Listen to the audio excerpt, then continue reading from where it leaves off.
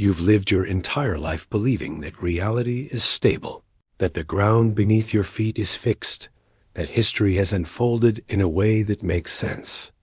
But what if none of that was ever true? What if every certainty you cling to was only scaffolding for a collapse that has already begun inside your mind?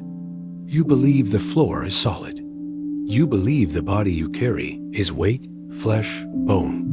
You believe solidity is proof. Yet from the very beginning, science has whispered that this is not so. What you call matter is mostly absence, a suspension of emptiness, woven together by fragile forces, patterns of probability masquerading as things. The surface you trust is a mask stretched over a void, and the void itself is more real than anything you have ever touched. Atoms, your body. This page, the walls around you are not dense, indivisible marbles as once imagined. They are clouds, fields, probabilities. 99.9999% of every atom is emptiness.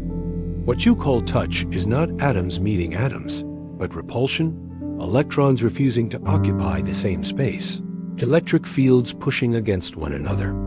Your hand has never touched a table. Your skin has never touched another's. Everything you have felt was only the illusion of contact, an elaborate lie of physics dressed up as intimacy. You think you are anchored in a physical body, but the body itself is a flicker of energy fields, unstable, ephemeral. The quantum vacuum beneath everything is not nothing. It seethes with fluctuations, particles emerging and vanishing too quickly to be measured. The emptiness of space is more alive, more restless than the solidity of your bones. And if the ground beneath you is an ocean of uncertainty, what, then, are you standing on? Consider this. Your body is made of atoms forged in ancient stars, a fact you may find poetic. But the stars themselves are burning on borrowed time, fusion processes balancing precariously until collapse. The carbon in your cells, the calcium in your bones, the iron in your blood, none of it belongs to you. It was created in furnaces that exploded long before Earth existed. You are built out of stellar violence, assembled out of scattered remains. You have never been your own substance. You are a borrowed structure, and yet even that structure is deceptive. If you tried to locate the particles that form you, you would fail. The Heisenberg uncertainty principle does not allow you to know both where something is and how it moves. Reality blurs the instant you try to pin it down. To observe it is to disturb it. To measure is to deform. You are built on laws that refuse to reveal themselves fully. Laws that withhold certainty like a cruel parent withholding food from a starving child. Philosophers long before quantum theory already knew the trap. George Berkeley argued that matter itself might not exist outside perception, that all you have are sensations, taste, touch, sight, sound depending on the perceiver. What if the world does not exist without you to observe it? What if reality is only the continuation of perception, an elaborate hallucination held together by the consistency of memory? If no one stands in the forest to hear the tree fall, perhaps it not only makes no sound, it makes no fall, no tree, no forest. You may try to escape into the refuge of history. Others have existed before me, so reality must be stable. But history itself is written by perception. Every record is a memory. Every artifact is an interpretation. Every textbook a story retold and retold until fact has melted into myth. What if even the certainty of the past is a construct, a script imposed on chaos so that you would not scream? Science, in its most brutal honesty, admits this. Solidity is false, matter is unstable, and certainty is unavailable. All you have are probabilities stacked into structures that seem stable only because you cannot hold the collapse in your mind for more than a second. If you truly grasp the emptiness of matter, the vanishing of particles, the way observation itself changes the observed, you would never again trust the floor beneath your feet. And still, you cling. You cling to the tactile, the feeling of your hand pressed against your leg, the solidity of a wall against your back. But remember this, at no point has your body ever touched anything at all. You have never touched, and you have never been touched. You are an untouchable ghost suspended in a field of forces. Every embrace was distance, every kiss a gap, every sensation an elaborate lie written in the language of electrons. So tell me, if you have never once touched the world, and the world has never once touched you, then what exactly do you believe is real? You live inside the rhythm of seconds. You mark your life with the slow tick of clocks, the cycle of sunrise and sunset, the thin shadows cast at noon. You imagine yourself carried forward like a passenger on a riverboat, each passing moment replaced by another, the past receding behind you, the future stretching out in front. But that image is a lie. The river may not be moving. It may never have moved at all. Physics does not describe time as you experience it. Einstein dismantled the illusion of simultaneity more than a century ago. In his relativity, time is bound to space. They are one fabric, not separate threads. The event you call now is not absolute. To someone moving differently than you, faster, slower, in another gravitational field, your now is not their now. Two events you call simultaneous may not be simultaneous at all. The universe does not care about your sense of before and after. If you stand still on Earth and look at a clock on a speeding spacecraft, that clock ticks slower. If you ride inside the spacecraft and look at Earth's clock, the Earth ticks slower. Both are correct. Both are true. There is no single flow of time, only warped perceptions, stretches and compressions woven into the geometry of space-time. The passage of time depends on where you stand and how you move. If time flows differently for different observers, then what is the real time? Some physicists go further. The block universe theory argues that past, present, and future all exist at once, like pages in a book. You imagine you are on page 53, reading line by line, but in truth, pages 1 through 500 are already there, fixed, unchanging. Your sense of moving forward is not the universe unfolding, but consciousness scanning through something already written. If that is true, your birth is happening now, your death is happening now, every joy and every horror is eternally present. Nothing is unfolding. Nothing is becoming. Everything already is. Your brain revolts against this idea. It insists on flow, on continuity, on movement. But neuroscience undermines even that fragile defense.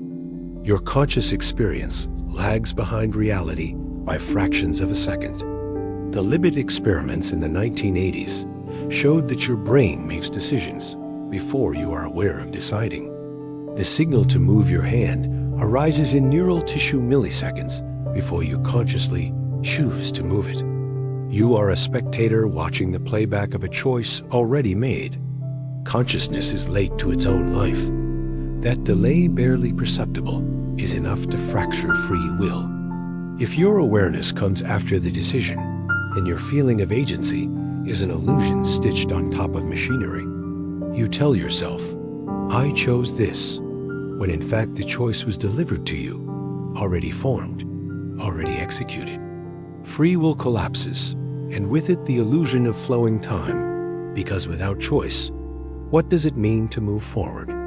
You are not walking through time. You are being played back by it. Think about memory. You remember yesterday, but not tomorrow. That asymmetry tricks you into believing time has a direction.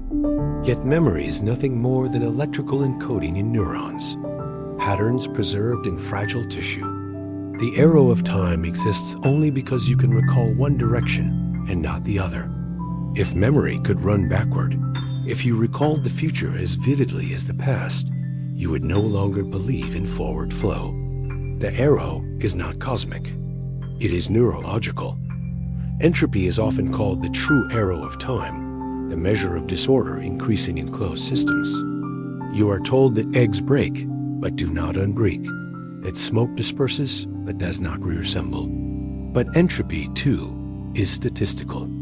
The laws of physics are reversible. Nothing forbids an egg from unbreaking, except improbability. You mistake improbability for impossibility. You tell yourself time flows forward because you never see the reverse. But the reverse is written into the equations. The universe does not privilege your experience of one-way decay. And history, what is it but the worship of time's arrow? You believe in progress, decline, cycles, eras. But every record of history is incomplete, fragmented, altered by those who preserved it. What you call the past is not a stable place, but a reconstruction, filtered through human bias. If memory at the individual level is fragile, why assume collective memory is any stronger? You may think history proves the reality of time, but history is only a story repeated often enough to feel inevitable. Now consider your own life. You believe in aging because you see it in the mirror, because you feel stiffness in your joints. But your cells replace themselves. Your molecules cycle. Your atoms do not grow old. The you of 10 years ago is not gone. It is simply rearranged, recycled. What you call aging may be less about time flowing and more about entropy expressing itself in fragile biological machinery. The march of time is, again, an interpretation, a story you tell yourself about decline. And what of sleep? 8 hours vanish into nothingness every night. You close your eyes, time ceases, and then you wake, the clock having jumped forward. Where did those hours exist? Did you live them? Did they happen without you? If consciousness defines your sense of time, then unconsciousness erases time completely. You spend 1/3 of your life annihilating time, deleting it from your existence. Yet you pretend the stream never falters.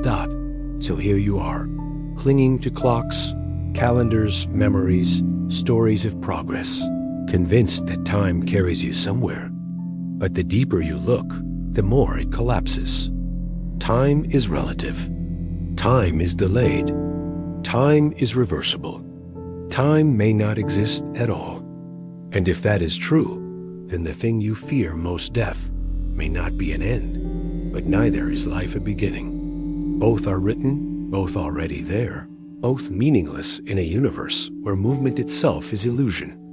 You believe you are moving toward something. You believe there is a future waiting for you, a tomorrow that has not yet been shaped. But if all time exists simultaneously, if every decision is already encoded, then the future is not waiting. It is already fixed. You are not moving toward it. You are imprisoned inside it. And so the question you must face is this. If the future is already real, and you are only watching yourself arrive at it, then are you alive at all? Or are you only remembering yourself in advance? You trust your memory as the anchor of your identity. You believe that who you are today is continuous with who you were yesterday, because you can recall the thread that ties them together. Without memory, you would be unmoored, lost, dissolved. And yet, memory is not a stable recording. It is a reconstruction, fragile, unreliable, and often false. The story of yourself is stitched together by a mechanism that lies to you constantly, and you accept those lies as the only evidence that you exist. Psychologists have long dismantled the illusion of memory's reliability. Elizabeth Loftus demonstrated with brutal clarity that human memory can be implanted, altered, fabricated. In her studies, subjects were convinced that they had seen things they never saw, that they had been lost in a shopping mall as children when no such event ever occurred. Suggestion alone, framed with authority, bent their recollections into fiction. If you can be made to remember what never happened, then what does it mean to trust your past? Even without manipulation, memory is fragile. Each time you recall an event, you do not retrieve a perfect record. You reconstruct it, reshaping details in the act of remembering. Memories degrade, twist, conform to present beliefs. Every recollection is less a playback than a rewriting. The memory you cherish of your childhood, your first love, your deepest pain, each time you summon it, you distort it. What you carry is not the original, but a palimpsest, layers of rewriting until the original is unreachable, perhaps already erased. This fragility infects not only your personal history, but your perception of reality itself. Consider eyewitness testimony, long revered in courts. Decades of research reveal its unreliability. Witnesses recall weapons that never existed, misidentify faces, alter sequences. Courts have condemned people to death on the testimony of memory, only to have DNA later prove those memories false. If memory can kill the innocent, what does that say about the trust you place in it to preserve your own life story? And what of trauma? You think pain sears events into permanence, yet trauma often fragments memory instead. Some experiences shatter into dissociated fragments, distorted or inaccessible, while others are inflated, magnified beyond proportion. Memory does not reflect the world. It reflects the needs of survival, the distortions of fear, the defense of the ego. You are not remembering the truth. You are remembering the version of truth that allowed you to survive. Your identity, then, is an unstable archive. When you say, "I am myself," you mean, "I remember myself." But if memory is a liar, if it can be bent, erased, rewritten, then the self is only a fabrication. You are not who you were yesterday. You are who you think you were yesterday. The self is a hallucination, supported by a hallucination. Consider amnesia. When memory fails catastrophically, the self unravels. Patients with retrograde amnesia lose their sense of continuity, unable to recall their past. Yet they continue to live, to speak, to move. The body persists while the self dissolves. Does that not prove that identity is not housed in flesh, but in the fragile machinery of memory? Without it, you disappear, even while the organism remains alive.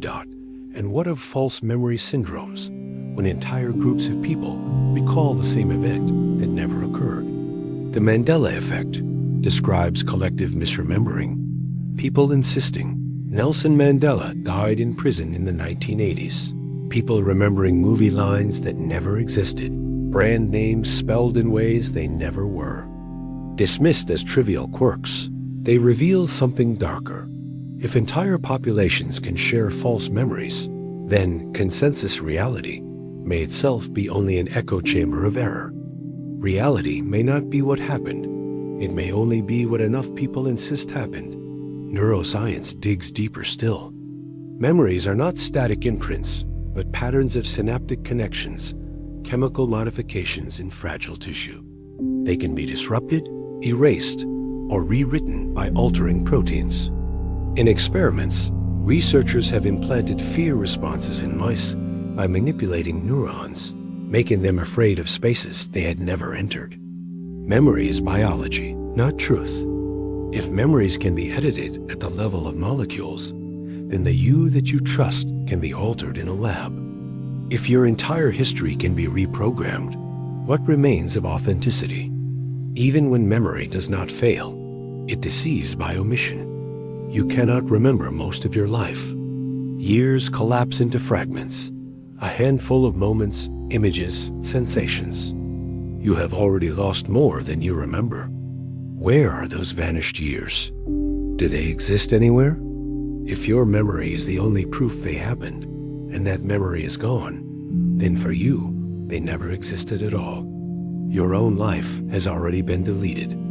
But here is the most devastating truth. You are remembering now.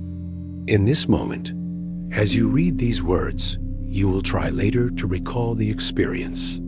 Yet what you recall will not be what you are feeling now. It will be a reconstruction. Even this instant, the present you are living, will soon become a distorted echo. There is no pure experience, only flawed recollection. So ask yourself, if memory is the foundation of the self, and memory is a liar, then what is the self but a lie that believes itself? You think you see the world, You believe your eyes deliver reality directly, like windows opening onto what is. But perception is not reality. Perception is construction, hallucination shaped into coherence by the brain. What you call sight, sound, touch, taste, smell, all of it is manufactured, edited, filtered, and filled in. You do not see the world as it is. You see the world as your brain decides you must in order to survive. Look at the blind spot in your eye. There is a hole in your vision where the optic nerve exits the retina. You should see absence, a black void, but you don't. Your brain fills the hole with invented detail, blending the surroundings so you never notice. This deception is constant. At every moment, your brain edits the world, inserting what isn't there so that you won't detect the gaps. If you cannot even see the absence in your own sight, how can you trust any of it? Perception is active fabrication. Optical illusions prove it. A set of static lines appears to move. Two identical colors appear different in contrasting contexts. An ambiguous image flips between interpretations. Your brain imposes patterns, guesses at meaning, discards possibilities. You never see raw data. You see predictions, hypotheses, shortcuts. In fact, neuroscientists now argue that perception is prediction itself. Your brain constantly forecasting what should be there, and then correcting when wrong. You do not passively receive reality. You hallucinate reality, corrected only when your hallucination fails. Think of sound. You believe you hear vibrations in the air as they are, but the Majorque effect shows that what you see changes what you hear. Watch a mouth form ba, while the sound says da, and you hear tha, a third sound that doesn't exist. Your brain merges senses into a false construction. You think hearing is objective, but even sound is bent by context, rewritten before you are aware of it. Touch deceives as well. In the rubber hand illusion, if a fake hand is stroked in sync with your hidden real hand, you begin to feel the fake hand is yours. The boundary between body and world shifts. Your sense of ownership can be hijacked. The body you feel as yours is negotiable, adjustable, open to manipulation. Even the line between self and object is unstable. Perception of time, too, is a trick. Under fear or danger, time slows. Under monotony, it accelerates. Time expands and contracts, depending on attention and arousal. If time itself is perceived differently, depending on the state of your brain, then what you feel as objective flow is nothing more than distorted interpretation. You do not perceive time, you distort it into whatever shape keeps you alive. Hallucinations make the truth undeniable. Those who suffer psychosis see and hear with the same conviction you apply to reality. To them, voices are real, visions are undeniable. The line between hallucination and perception blurs, because both are generated by the same brain. The only difference is whether the hallucination agrees with consensus. You think you are sane because your hallucinations align with those of others. But consensus does not prove reality. It only proves agreement. Even in waking life, you live inside controlled hallucinations. Neuroscientist Enel Seth calls consciousness a controlled hallucination, your brain's best guess about the causes of sensory inputs. That guess happens to be useful most of the time, but usefulness is not truth. The tiger you see in the grass is not the tiger as it is, but the tiger as your brain models it. The world you inhabit is not the world, it is the model, the hallucination, the useful fiction. Language amplifies the illusion. You categorize colors into words, yet languages divide color differently. Some cultures have no word for blue. Their perception of blue is diminished. What you think you see is bound by the categories of language you inherit. Your perception is imprisoned by words, by labels, by the cage of concepts that predate your birth. Now ask yourself, if every sense can be deceived, every input altered, every construction fabricated, then what does it mean to say you see reality? You do not see it. You cannot. You see what evolution required you to see in order to avoid death long enough to reproduce. You see only what was adaptive, never what was true. Donald Hoffman, cognitive scientist, argues that natural selection does not favor truth but fitness. Organisms that saw useful illusions outcompeted those who saw reality. Truth is lethal. Illusion is survival. If that is so, then the world you see is designed not to be real, but to be false in exactly the way that kept your ancestors alive. So when you look around the room, when you glance at your hands, when you see the faces of those you love, you are not perceiving reality. You are perceiving an interface, like icons on a desktop. The icons are not the files. The perception is not the world. You live inside a hallucinated interface, and you mistake the interface for truth. But if perception is only hallucination stabilized by consensus, and memory is only lies stabilized by repetition, then what is left that you can trust? You cling to the body as the last refuge of certainty. You may doubt your memories, your perceptions, even the flow of time itself, but the body feels undeniable. You can see it, feel it, measure it. It bleeds when cut, it hungers when starved, it withers as years accumulate. Surely, if nothing else, this organism is yours. But even here, at the very core of your existence, the illusion deepens. The body you call mine has never been yours. Begin with the simple fact that the cells of your body are not constant. They are replaced, recycled, destroyed, and rebuilt. Most of your skin cells last only a few weeks before being shed into dust. The lining of your stomach renews every few days. Even bone tissue, seemingly solid, is continuously dismantled and rebuilt.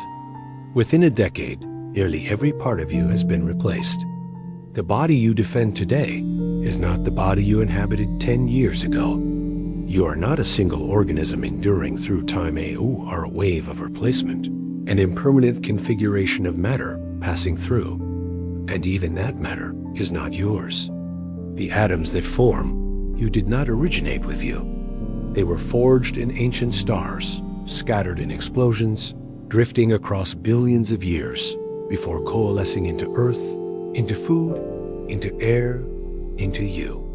You inhale atoms exhaled by strangers, by ancestors, by animals long extinct. You eat molecules once part of trees, oceans, and corpses.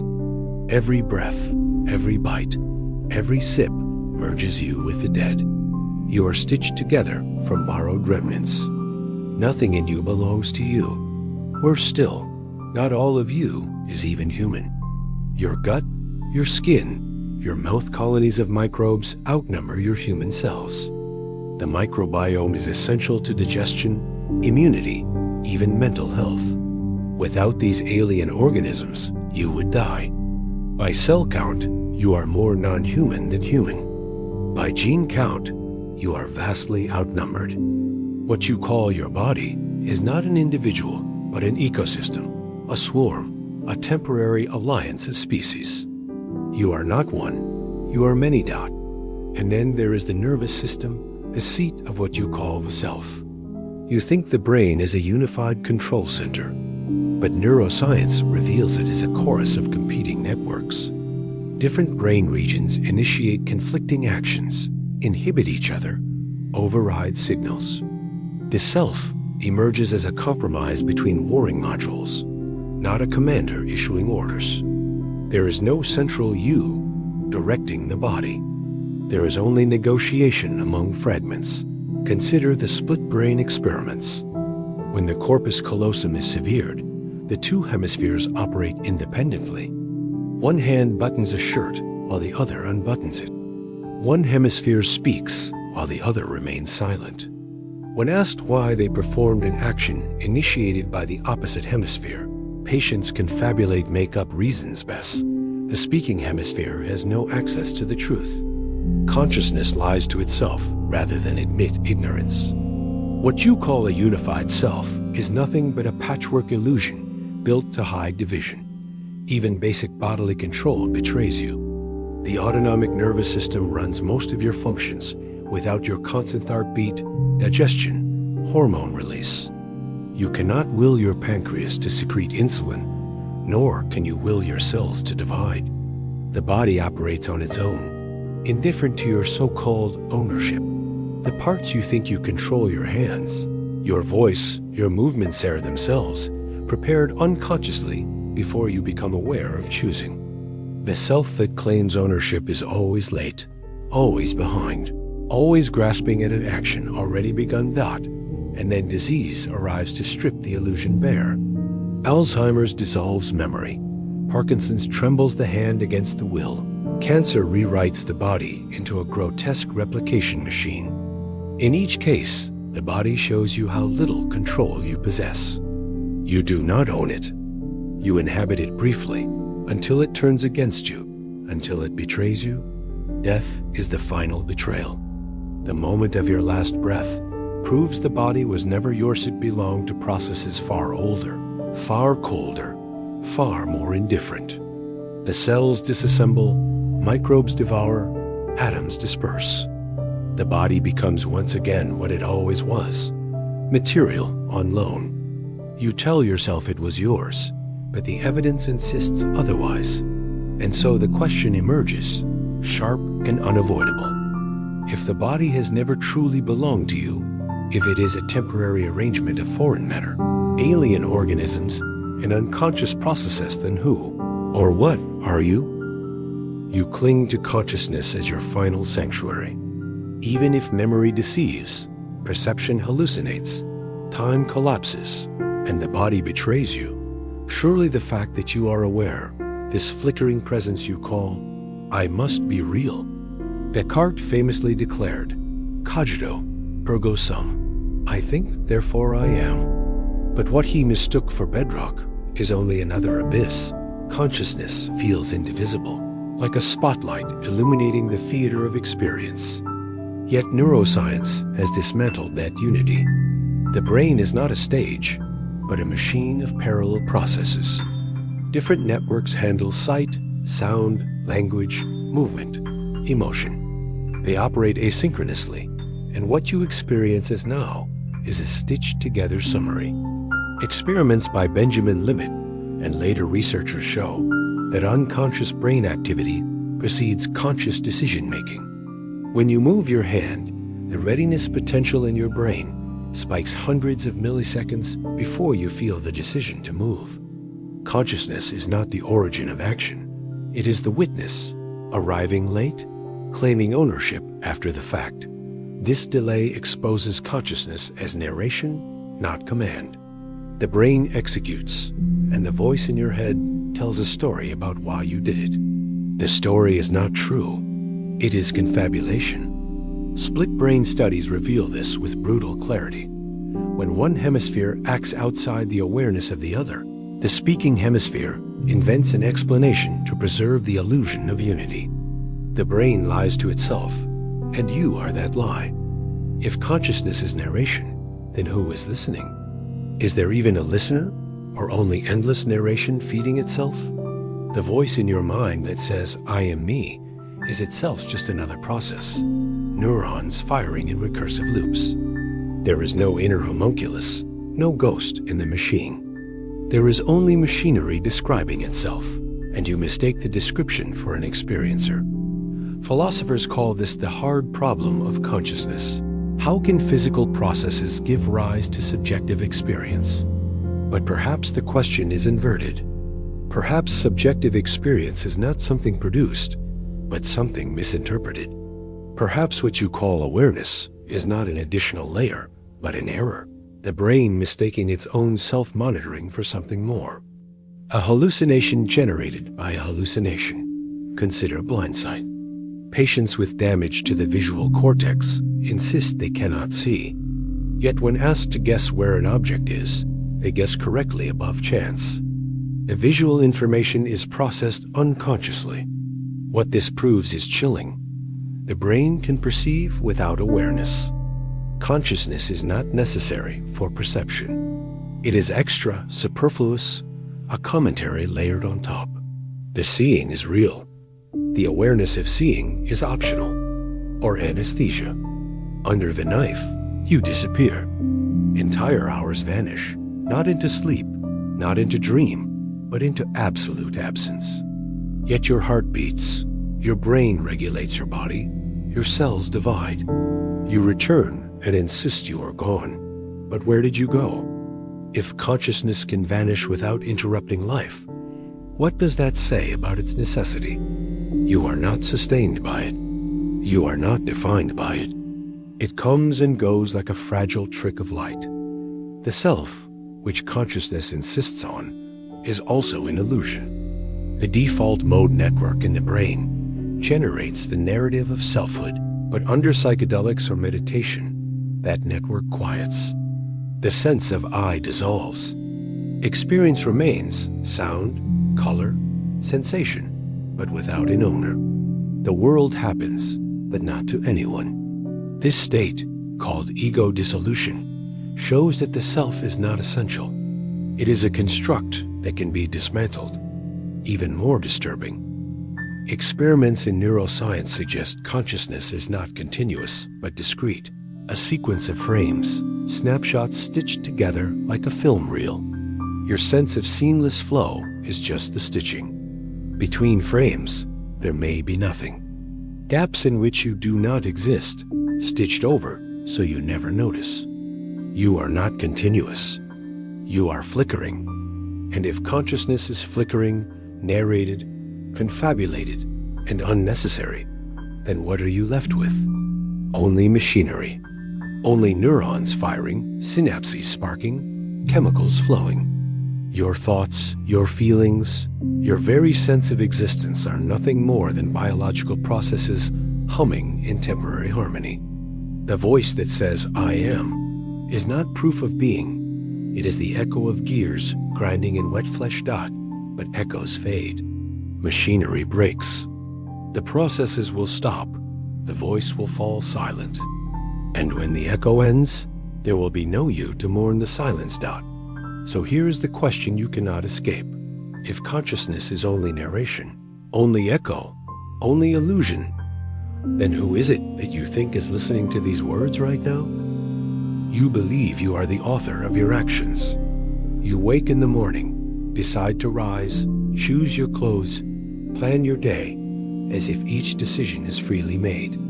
You feel the weight of choice, the responsibility of selecting one path over another.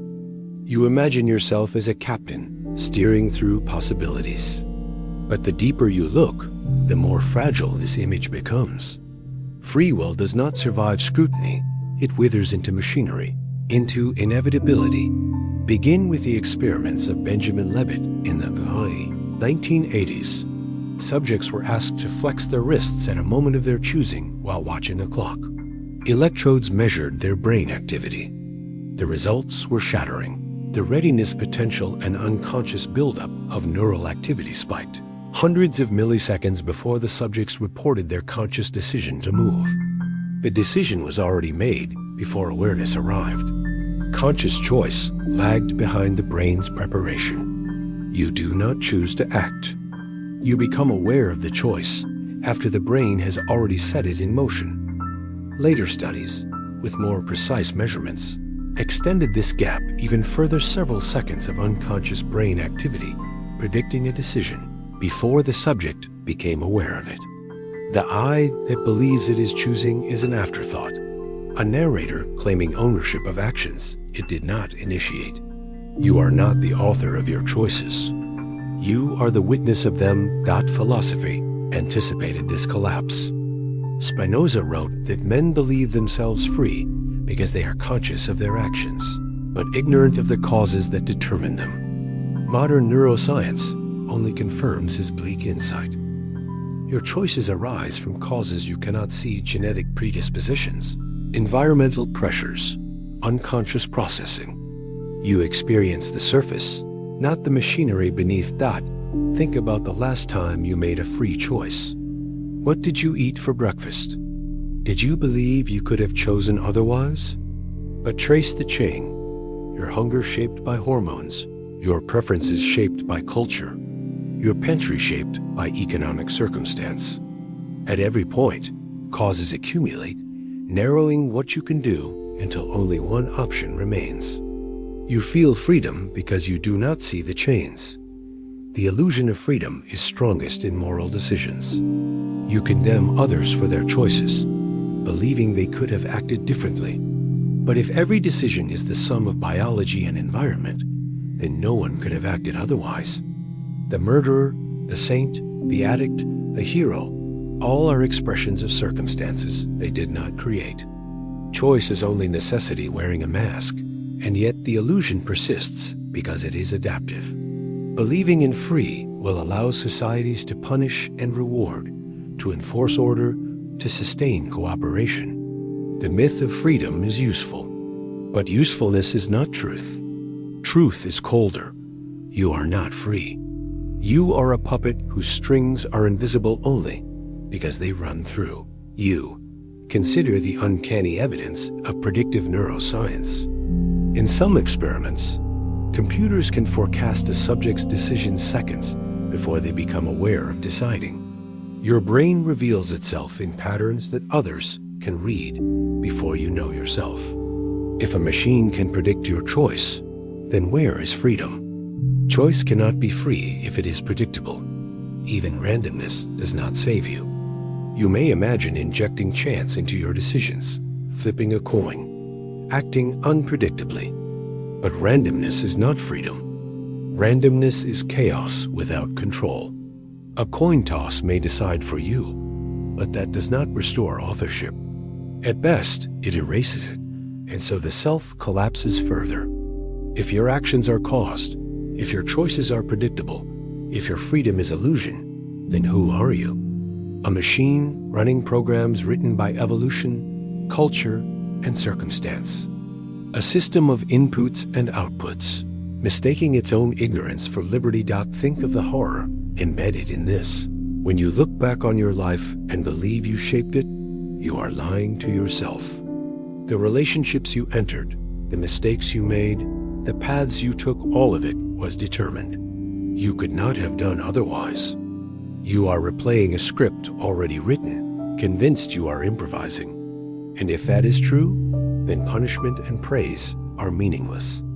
There is no guilt, no pride, only inevitability. But society cannot face this truth, so it preserves the illusion at all costs. You are told you are free because the machinery of order depends on your belief in the lie. So look closely now. Remember your last decision. Remember how it felt to choose. Remember the sensation of freedom. And then answer. If your brain prepared the choice before you were aware, then who exactly is it that you believe is choosing? You believe words give you mastery over the world. You name things, tree, sky, love, self, and imagine that naming secures them, makes them real. You imagine that language is a transparent window onto reality, that when you speak, you point directly at truth. But language is not a window. It is a cage. It traps, distorts, simplifies, and forces you into categories that reality itself does not obey. Begin with the simple fact that no word is the thing it names. The word water is not wet. The word fire does not burn. The word love does not ache. Words are symbols, arbitrary sounds tied to meanings by collective agreement. Yet you live as though the words themselves carry essence. You confuse the map for the territory, the symbol for the real. Alfred Korzybski warned, the map is not the territory, but you rarely remember this, and most of your life is spent wandering through maps, never touching the ground they claim to describe. Language shapes perception in ways you cannot escape. Different cultures divide the spectrum of color differently. Some languages have no distinct word for blue and green. Others have dozens of words for what English simply calls snow. Speakers of these languages literally perceive the world differently because perception is filtered through linguistic categories. You think you see reality, but you are seeing what your language allows you to see. Where language has no word, you are blind. Even your concept of self is linguistically constructed. The word I suggests a stable subject, an entity that persists through time. But when you strip the word away, what remains? A flux of sensations, thoughts, and perceptions. The unity you feel as I is reinforced every time you say the word, every time language binds you into a narrative. The self exists largely because you speak it into existence. Language not only shapes perception, it distorts memory. Experiments by Elizabeth Loftus showed that the way a question is phrased alters what people remember. Ask witnesses how fast cars were going when they hit each other, and they give lower estimates than when asked how fast they were going when they smashed. Change the word, change the memory. Words rewrite the past as surely as they describe the present. And what of concepts like justice, freedom, identity, truth? These words appear solid, but they dissolve under scrutiny. Ask 100 people to define justice, and you will receive 100 incompatible definitions. Yet societies are built on these fragile abstractions. Wars are fought, lives destroyed, not over reality itself, but over the meanings of words. You are trapped in conflicts generated by linguistic illusions. Philosophers saw this danger. Ludwig Wittgenstein argued that the limits of your language are the limits of your world. What you cannot describe, you cannot think. And yet reality exceeds language at every turn. There are experiences, pain, ecstasy, terror that language fails to capture. You stumble with metaphors, approximate with analogies, but the experience itself remains unspeakable. The most important dimensions of existence cannot be said, and yet you insist on living as though only what can be said is real. Language also deceives by forcing binaries where none exist. You are taught to divide the world into yes, no, true, false, self-other. But reality is not binary. It is gradient, continuous, uncertain. The structure of language imposes artificial clarity, slicing a seamless reality into categories that mislead. You believe in opposites, life and death, good and evil, freedom and slavery, because language compels you to. The categories feel natural, but they are artificial divisions. Even silence is captured by language. When you say nothing, you still think in words. Your inner monologue rarely stops. From waking to sleep, you narrate, label, interpret. You never encounter reality raw. You encounter it only as language. Your thoughts are imprisoned in a script you did not write, a dictionary inherited before you were born. You speak because language speaks you. Think of this horror. Without language, you would not know what you are. You would not know what a human is, or a world, or a self. You would experience sensations, impulses, perceptions, but without names. They would not cohere. Language stitched them into coherence, but in doing so, it also imprisoned them in categories.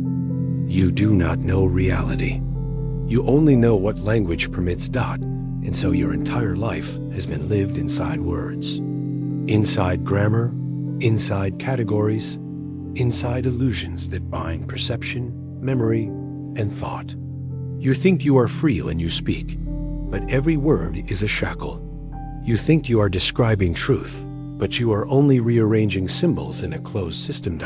So I ask you, if every thought you have, every memory you recall, every self you believe in is shaped and caged by language, then when you speak the word I, who or what are you really naming? You believe history anchors you.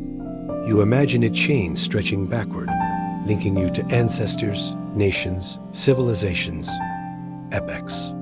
You think history explains the present, that it secures your place in a vast unfolding narrative.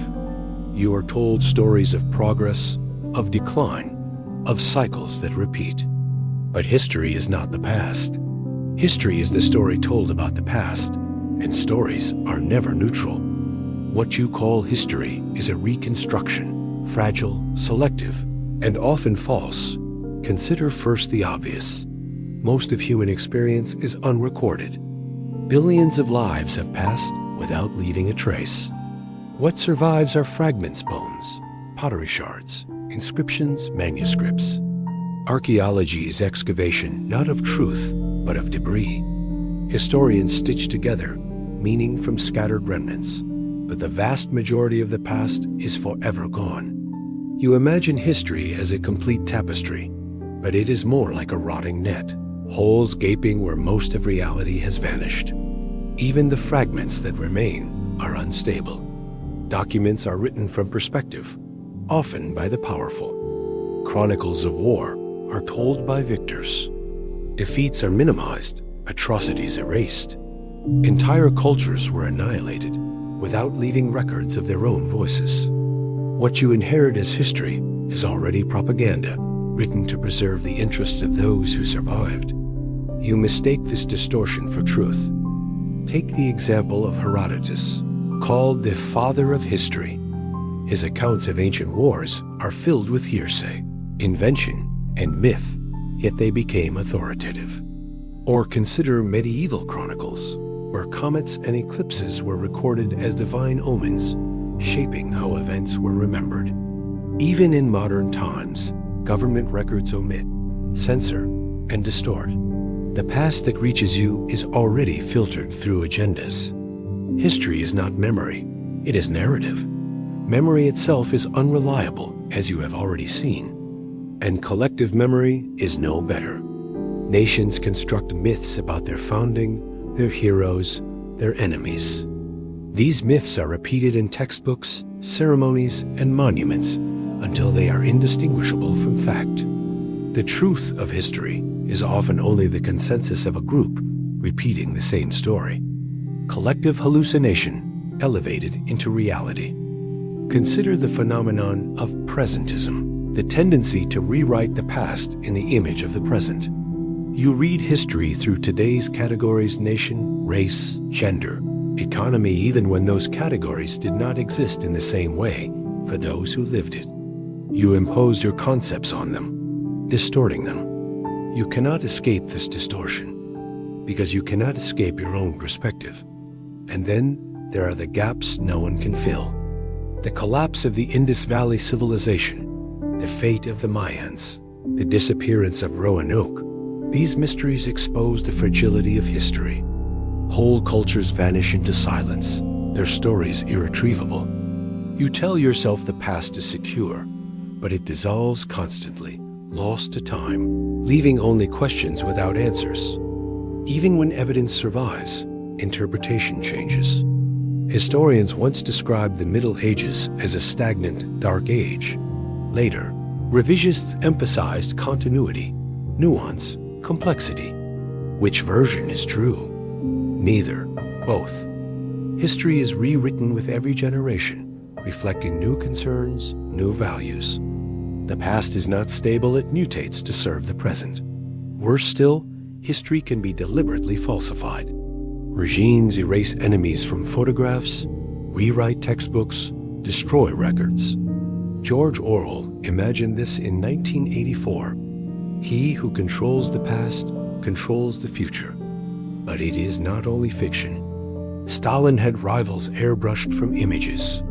States curate archives to produce desired narratives. Your sense of history may be nothing more than carefully engineered illusion. And what about your personal history? You think you know your own past, but your memories are distorted, and the stories you tell about yourself are edited. Families do the same. They suppress shame, embellish achievement, rewrite events to protect reputations. Just as nations rewrite their histories, so do individuals. The past is always being revised, always unstable. So when you say, history teaches us, what do you mean? Which version of history? Whose story? What if the lessons of history are simply reflections of the present projected backward? What if the past teaches nothing, because it is nothing more than shifting narrative? The most devastating truth is this: The past itself is irretrievable. It is gone, dissolved into dust, atoms scattered beyond recovery. All you have are stories, fragile human attempts to stitch coherence into absence. History is not the past. It is a hallucination of continuity in a universe where continuity does not exist. So the question presses in on you. If history is only a story told on sand, rewritten endlessly by liars and survivors, then what is it you mean when you say, this is what really happened? You rely on logic to steady yourself. When memory falters, perception deceives, language distorts, and history erases, you cling to reason as the last safeguard. Logic feels unshakable, a framework immune to collapse. But logic, too, breaks. The mind that built it cannot escape the traps it sets. Paradox waits at the edges of thought, splitting certainty into fragments that can never be reconciled.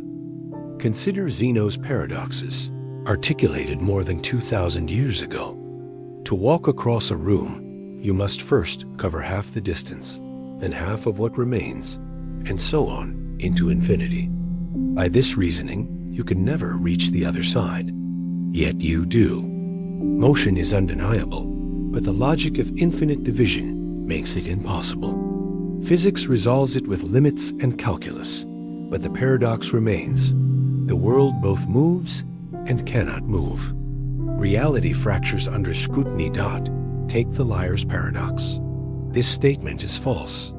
If it is true, then it is false. If it is false, then it is true. Logic devours itself. A single sentence collapses the foundation of truth, revealing that the binary of true and false may not hold. The paradox is not a trick.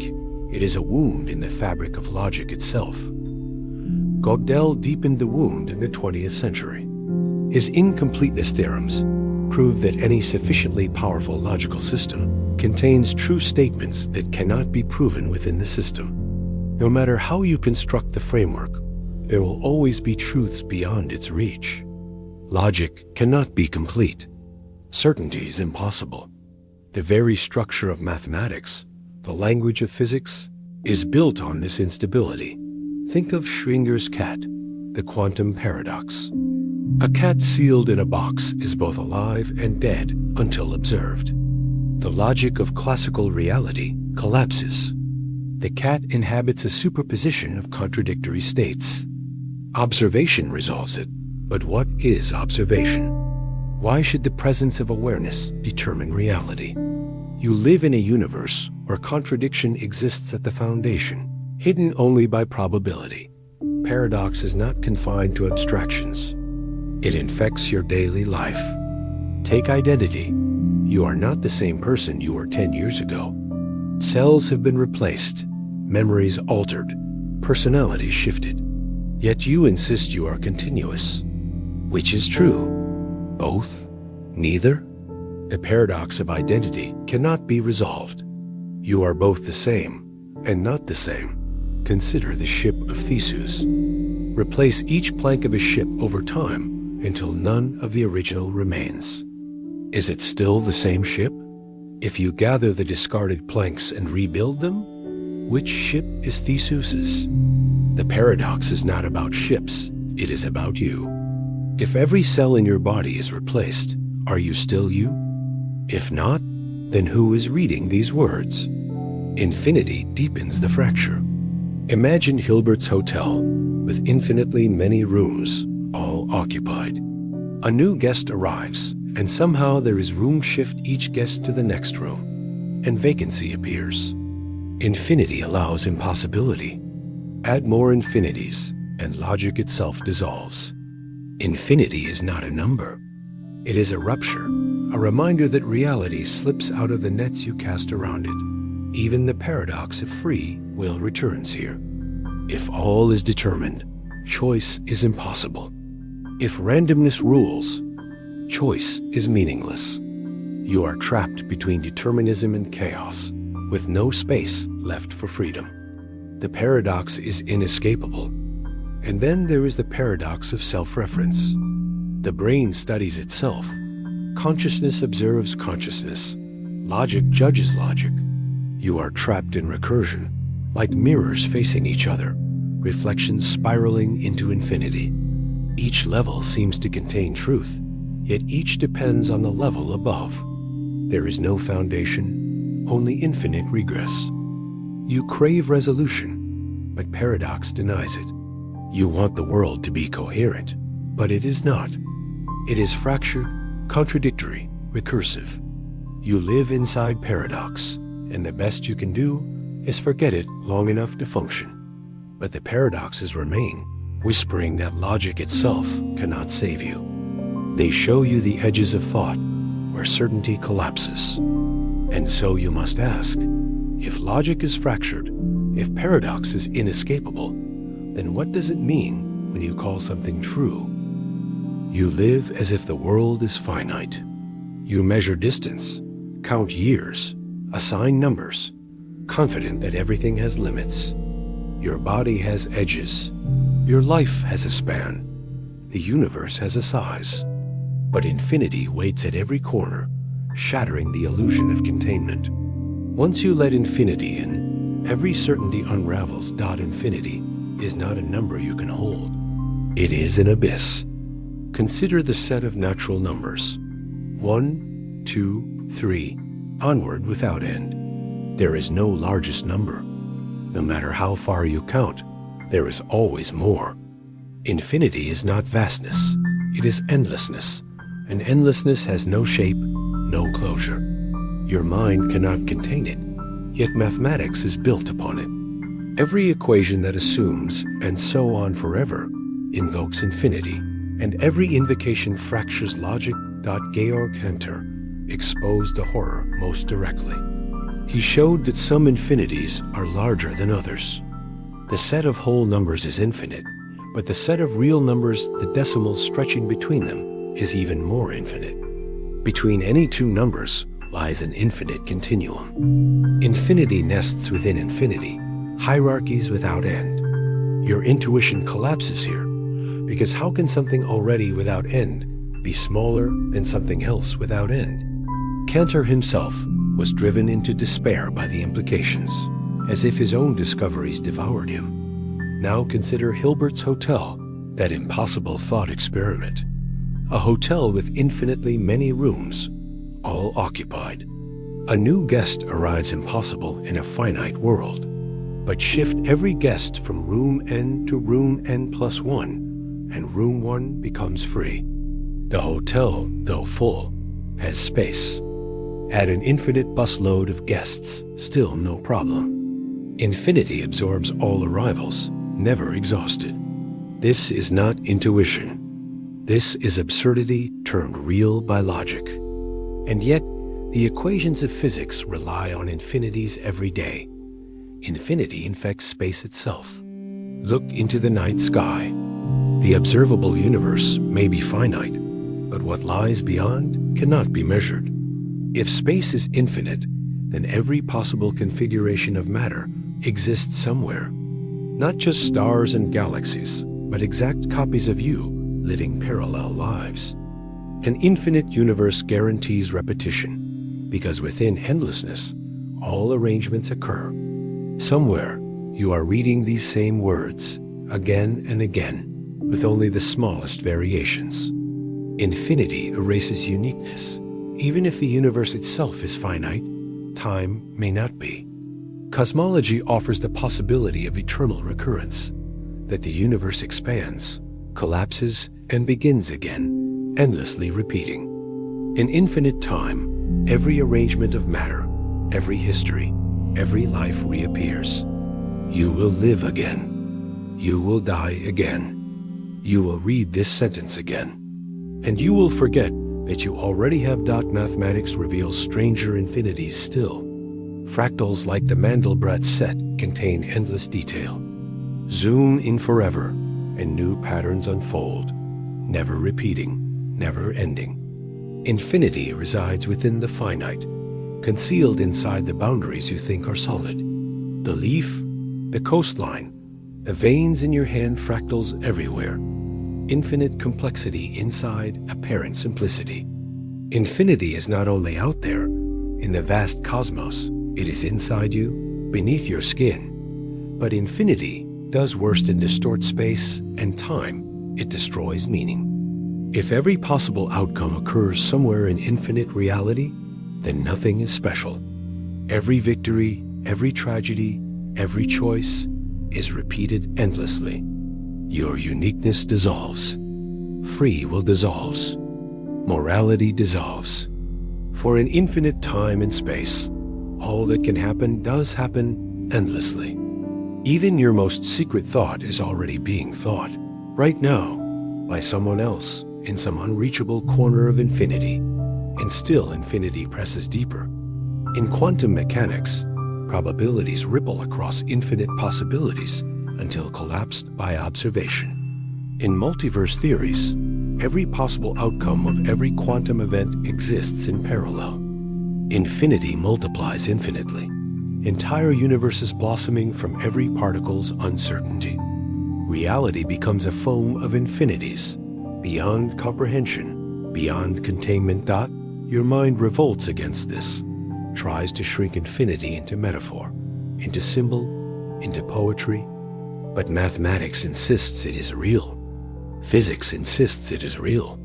Infinity underpins the equations that describe your world. You cannot escape it, even if you cannot grasp it. And so the boundaries you trusted, the size of the world, the uniqueness of yourself, the finality of your choices erode under infinity's weight.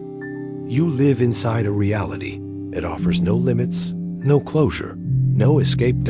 So I ask you, if infinity guarantees that every thought you think, every action you take, every life you live is already repeated endlessly, then what does it mean to live this one at all? You imagine yourself as a single, coherent being. You say, I, and in that syllable, you compress memory, perception, body, consciousness, history, choice. You assume there is one person behind your eyes, one identity threading through your years. But what you call self is not singular. It is a hall of mirrors, reflections endlessly folded back on themselves, each insisting it is the original. The more closely you look, the more the self fractures into illusions. Begin with psychology's recognition that the mind is modular. Different systems in your brain govern different functions: language, vision, motor control, emotion, planning. These systems compete, override, contradict. What you feel as a unified stream of thought is an after effect, a story constructed from multiple voices. You are less a single mind than a committee, and the committee hides its divisions behind the mask of I. The split brain experiments laid this bare. When the corpus callosum, the bridge between hemispheres, was severed, each hemisphere functioned independently. One hand buttoned a shirt while the other unbuttoned it. One hemisphere knew information, the other did not. Yet when questioned, the speaking hemisphere invented explanations, fabricating unity where none existed. What you call a self is a cover-up, a fragile narrative pasted over disunity. Even in an intact brain, competing selves surface. Consider dissociative identity disorder, where multiple personalities alternate control, each with its own memories, voices, handwriting. These are not ghosts possessing a body. They are fragments of self that have lost the illusion of unity. But the condition only dramatizes what is true of all minds. Identity is already plural, already fractured. Your sense of continuity is also deceptive. You believe you are the same person across time, but as Heraclitus warned, you cannot step into the same river twice. Memory alters, body changes, personality shifts. The child you were no longer exists. Yet you weave a story to pretend otherwise, calling the story me. Derek Parfit argued that personal identity is not a fact, but a fiction, a psychological continuity that can thin until it disappears entirely. If your memories were transferred into another body, would that be you? If your brain were copied, would both be you? The thought experiments reveal the fragility of the self. And what of neuroscience's quiet discovery that the sense of self arises in the default mode network, a specific pattern of brain activity? When this network quiets, under meditation or psychedelics, the self dissolves. Experience remains sights, sounds, sensations, but without an owner. The world happens, but not to anyone. This state of ego dissolution shows that the self is not fundamental. It is an optional construction. Remove the network, remove the I. Even simpler illusions prove this. In the rubber hand experiment, a fake hand stroked in synchrony with your hidden real hand becomes part of your body. You feel the fake is yours. The sense of bodily self is negotiable. Extend this. If you can feel ownership of a rubber hand, what prevents you from feeling ownership of an entire false body, or even a false identity? The boundaries of self are pliable, shifting with circumstance. Consider how memory manipulates the self. Every time you recall your past, you rewrite it. Each recall subtly alters details, aligning them with present beliefs. The self you think you carry is already distorted, each layer edited by the act of remembering. Your identity is not an archive, but a palimpsest, rewritten so often that the original cannot be recovered.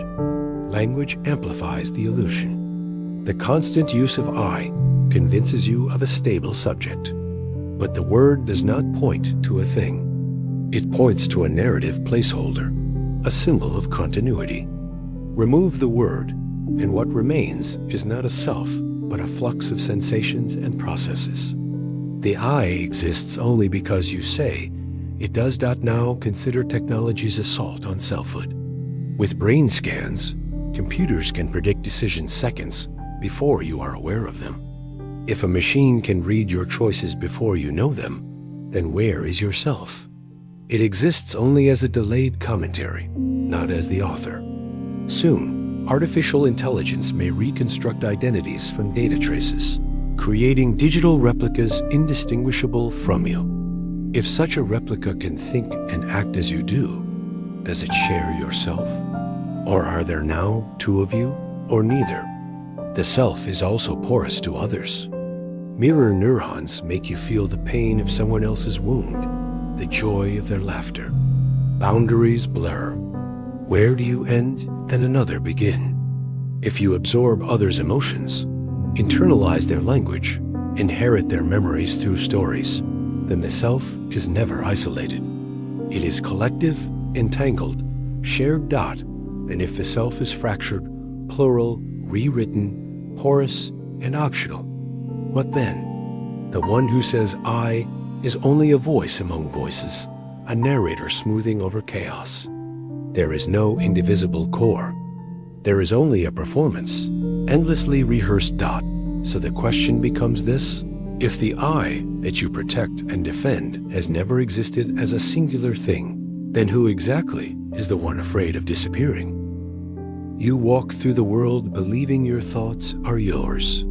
You imagine that the voice in your head, the stream of ideas, desires, and decisions, belongs to you, that it is authored by some inner self directing the course of your mind. But the closer you look, the more you see that thought itself is not chosen, not authored, not yours. Thoughts arrive unbidden, like weather passing through the sky. They appear, linger, dissolve. You do not summon them. You only notice them. Consider your own experience. Can you predict your next thought? Can you decide in advance what you will think 5 seconds from now? You may try, but the act of deciding is itself a thought that arises. The thought of predicting was not predicted. It arrived as all thoughts do unsummoned. What you call your will is only the noticing of thoughts that have already arrived. Psychology and neuroscience confirm this unsettling fact. Studies using brain scans reveal patterns of neural activity that predict choices seconds before participants become consciously aware of deciding. Your brain knows before you know. Consciousness lags behind, narrating decisions already made. The voice of choice is not a commander, but a commentator. Obsessive thoughts make a loss of control undeniable. People trapped in obsessive-compulsive disorder experience intrusive thoughts that repeat endlessly, commanding rituals, demanding action. They cannot silence the thoughts by willpower, because will itself is not separate from thought. In depression, thoughts turn against the self, repeating messages of worthlessness that the sufferer cannot disown. If thoughts were truly yours, could you not simply stop them? The fact that you cannot proves that you are not their author. Meditation traditions have said this for centuries. The mind is a restless sea, thoughts rising and falling like waves. When you try to stop thinking, you only discover how little control you have. The attempt itself becomes another thought, another ripple. You can watch thoughts come and go, but you cannot stop the tide. You are the witness, not the maker. Worse still, many of your thoughts are not even original. They are inherited, absorbed, implanted. You repeat phrases you heard from parents, teachers, media. Your desires are shaped by advertising, your beliefs by culture, your opinions by the people around you. What you take to be your thought is often the echo of someone else's voice, internalized and mistaken for your own. How much of what you think has ever truly been yours? The unconscious mind drives even deeper. Freud was right, at least in this. Much of your mental life is hidden. Desires you deny, fears you repress, motives you cannot admit, all shape your behavior without entering consciousness. Dreams betray them. Slips of the tongue reveal them. Symptoms embody them. You are steered by forces you cannot see, yet you believe you are in control. Cognitive psychology adds another layer of betrayal: biases. You believe you think rationally, but your mind is riddled with systematic errors, confirmation bias, anchoring bias, availability bias. You are not a thinker, but a pattern of predictable distortions. Your thoughts mislead you again and again, and you rarely notice. Even when you do, you cannot prevent it. Awareness does not erase bias. Consider also the phenomenon of mind-wandering. Studies show that up to half of your waking life is spent in thoughts unrelated to the present moment. You are absent, drifting, lost in daydreams and memories. The mind escapes your control, wandering where it will, while you pretend to steer it. But the steering wheel is not connected. The car drives itself. Even language betrays you. Try to think without words. Try to silence the internal narrator. You cannot. The words keep coming, shaping and distorting what you think. Language thinks you, not the other way around. And then there is the horror of intrusive thoughts, the sudden image of violence, the urge to leap from a high place, the thought of harm to someone you love. These thoughts appear uninvited, shocking, alien. You recoil, insisting they are not yours, but they arise from your own mind. If you cannot stop them, and if they feel foreign, then what does yours even mean? You may comfort yourself with the idea that at least you can choose how to respond to thoughts. But even responses are thoughts, arriving unbidden. The thought of resisting is just another thought. The thought of acceptance is another. There is no vantage point outside thought from which to control it. You are inside the storm, not above it. So what are you, if not the author of thought? You are the theater in which thoughts appear, but not the playwright. You are the echo chamber, not the voice. The self you defend as thinker is only the shadow cast by thought as it passes. If your thoughts are not yours, if they are automatic, inherited, intrusive, uncontrollable, then tell me, who exactly do you think is thinking you? You live under the illusion that you are awake, alert, conscious of your choices and your actions. You believe that consciousness is the driver, the decision maker, the essence of who you are. But the truth is more disorienting. Most of what you do, think, and feel is not under conscious control. The unconscious governs your life, while consciousness lingers behind like a spectator, watching events unfold and pretending to command them. Consider the scale of unconscious influence. Every second, your senses receive millions of bits of information: light, sound, touch, chemical signals. Yet consciousness can process only a tiny fraction. The rest is filtered, interpreted, acted upon without your awareness. The majority of reality never even reaches you. What you experience as the world is only the thinnest slice of what your body already knows. Habits make the unconscious visible.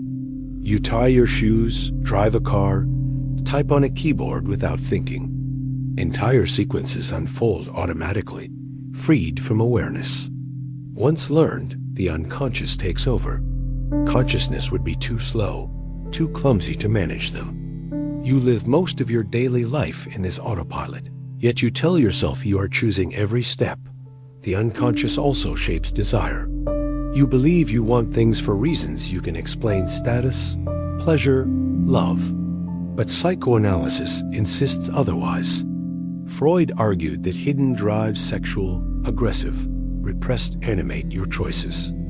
Modern psychology has replaced Freud's specifics with different models, but the conclusion remains: your motives are not transparent to you. Studies show that people make decisions influenced by unconscious priming, subliminal cues, background words, images glimpsed too quickly to register consciously. You think you know why you act, but your explanations are after-the-fact stories. Consider the famous invisible gorilla experiment. Participants asked to count basketball passes often failed to notice a man in a gorilla suit walking across the scene. Their eyes saw it, but their consciousness ignored it. Attention is narrow, selective, and the unconscious decides what enters it. You see only what your brain allows you to see. Dreams reveal the unconscious most nakedly. Each night, your brain weaves narratives without your control, vivid and bizarre, filled with symbols and fears. You wake and dismiss them, but they show you that beneath the conscious mind lies an unrestrained sea.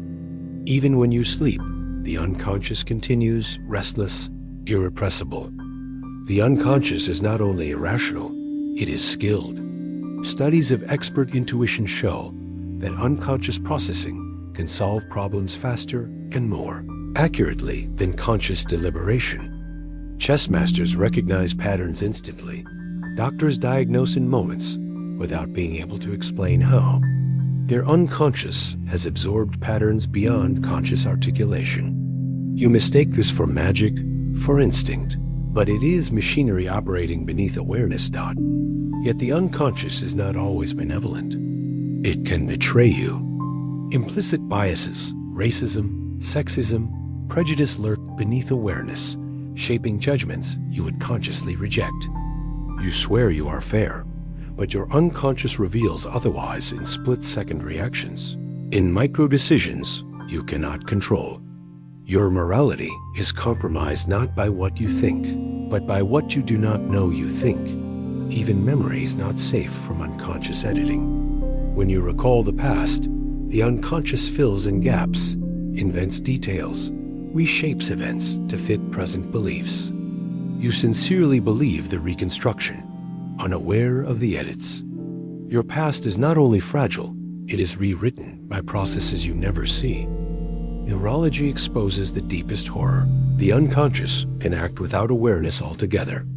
Patients with blind sight navigate obstacles despite insisting they cannot see.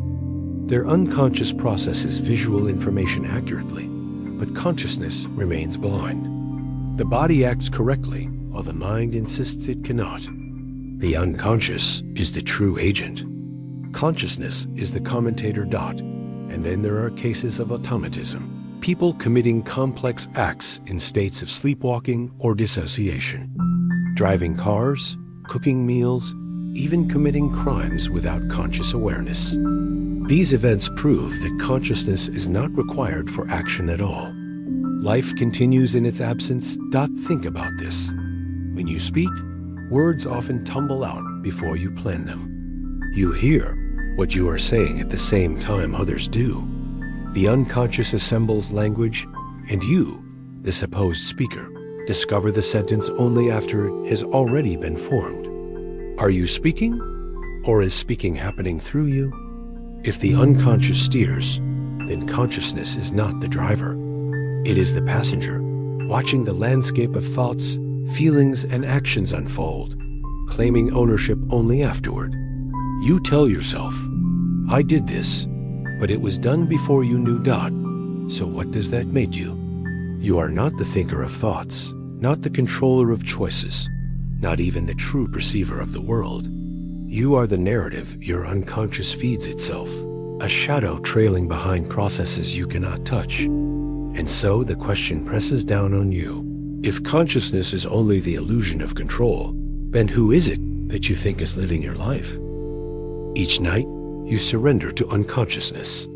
You close your eyes, the world disappears, and a new one emerges. In dreams, logic dissolves. Time fractures. Identities shift. The dead return, landscapes distort, rules collapse. You accept impossibilities without question flying, speaking with the dead, existing in multiple places at once. And only upon waking do you realize how absurd it was. But the realization is hollow, because you never questioned it while inside. The dream world proves how easily your mind accepts unreality as real. This is the first lesson of dreaming. Consciousness cannot distinguish truth from illusion. You trust waking life because it feels coherent, but dreams felt coherent too, until they ended. How can you be sure this waking moment is not another dream, destined to be dismissed later? Descartes himself feared this, asking, if dreams can mimic waking life perfectly, what grounds do you have for believing you are awake now? None. You rely on continuity, on consistency, but dreams provide both until they vanish. Lucid dreams sharpen the paradox. In them, the dreamer becomes aware that they are dreaming and can alter events at will. Entire worlds shaped by thought, entire narratives bent by desire. The lucid dream reveals consciousness as a creative engine, generating convincing realities from within. If your mind can create worlds indistinguishable from waking life in sleep, what prevents waking life from being just another construct, another simulation generated by a deeper mind? Neuroscience shows how fragile the boundary truly is. Dreams emerge from the brainstem, from chaotic firings woven by the cortex into narratives. They are biological noise mistaken for experience. But waking perception is built the same way signals from the senses are noisy, incomplete, and the brain stitches them into coherent stories. Dreaming is not separate from waking. It is a variation of the same process. Both are constructions. Both are hallucinations. The only difference is that waking hallucinations are stabilized by external input. Psychology reveals more. Nightmares, recurring dreams, symbolic dreams all show the influence of unconscious fears and desires. The dream is not random. It is a mirror of what you deny in waking life. Jung called dreams the theater of the unconscious, staging archetypes and conflicts. Whether or not you accept his interpretation, the fact remains. Your dreams expose you to yourself in ways waking consciousness cannot control. And yet, you forget most dreams within minutes of waking. Entire worlds vanish, erased without trace. You spend 1/3 of your life in this state, yet you cannot recall it. That means for 1/3 of your existence, you are absent even to yourself. And when you remember, what you recall is fragmented, distorted, rewritten. Just as memory lies in waking life, so too does memory of dreams. Your life is riddled with black holes of unremembered existence. Blurring of dream and reality has haunted cultures throughout history. Ancient Greeks believed dreams were messages from the gods. Some indigenous cultures treated dreams as real experiences, equal to waking life. Today, neuroscientists dismiss dreams as neural noise, while psychoanalysts still mine them for hidden meaning. But whichever interpretation you choose, the fact remains. Dreams cannot be cleanly separated from waking. Both are realities constructed in the same machinery dot. And what of those moments when the boundary collapses? Sleep paralysis? Hypnagogic hallucinations? You wake but cannot move. Figures loom in the dark. Voices whisper. Terror floods you because you cannot distinguish whether it is dream or reality. This state exposes the fragility of the line. The mind slips and reality itself becomes untrustworthy. The same fragility appears in waking hallucinations, induced by psychedelics or illness. Under LSD, boundaries dissolve, colors intensify, time fractures. Under schizophrenia, voices speak with conviction. These states mimic dreaming, and yet they occur while awake. Again, the question returns, what is the difference? If both are hallucinations, then what you call real may be just another dream with better consensus. Philosophy offers no escape. The Chinese philosopher Zhuangzi dreamt he was a butterfly.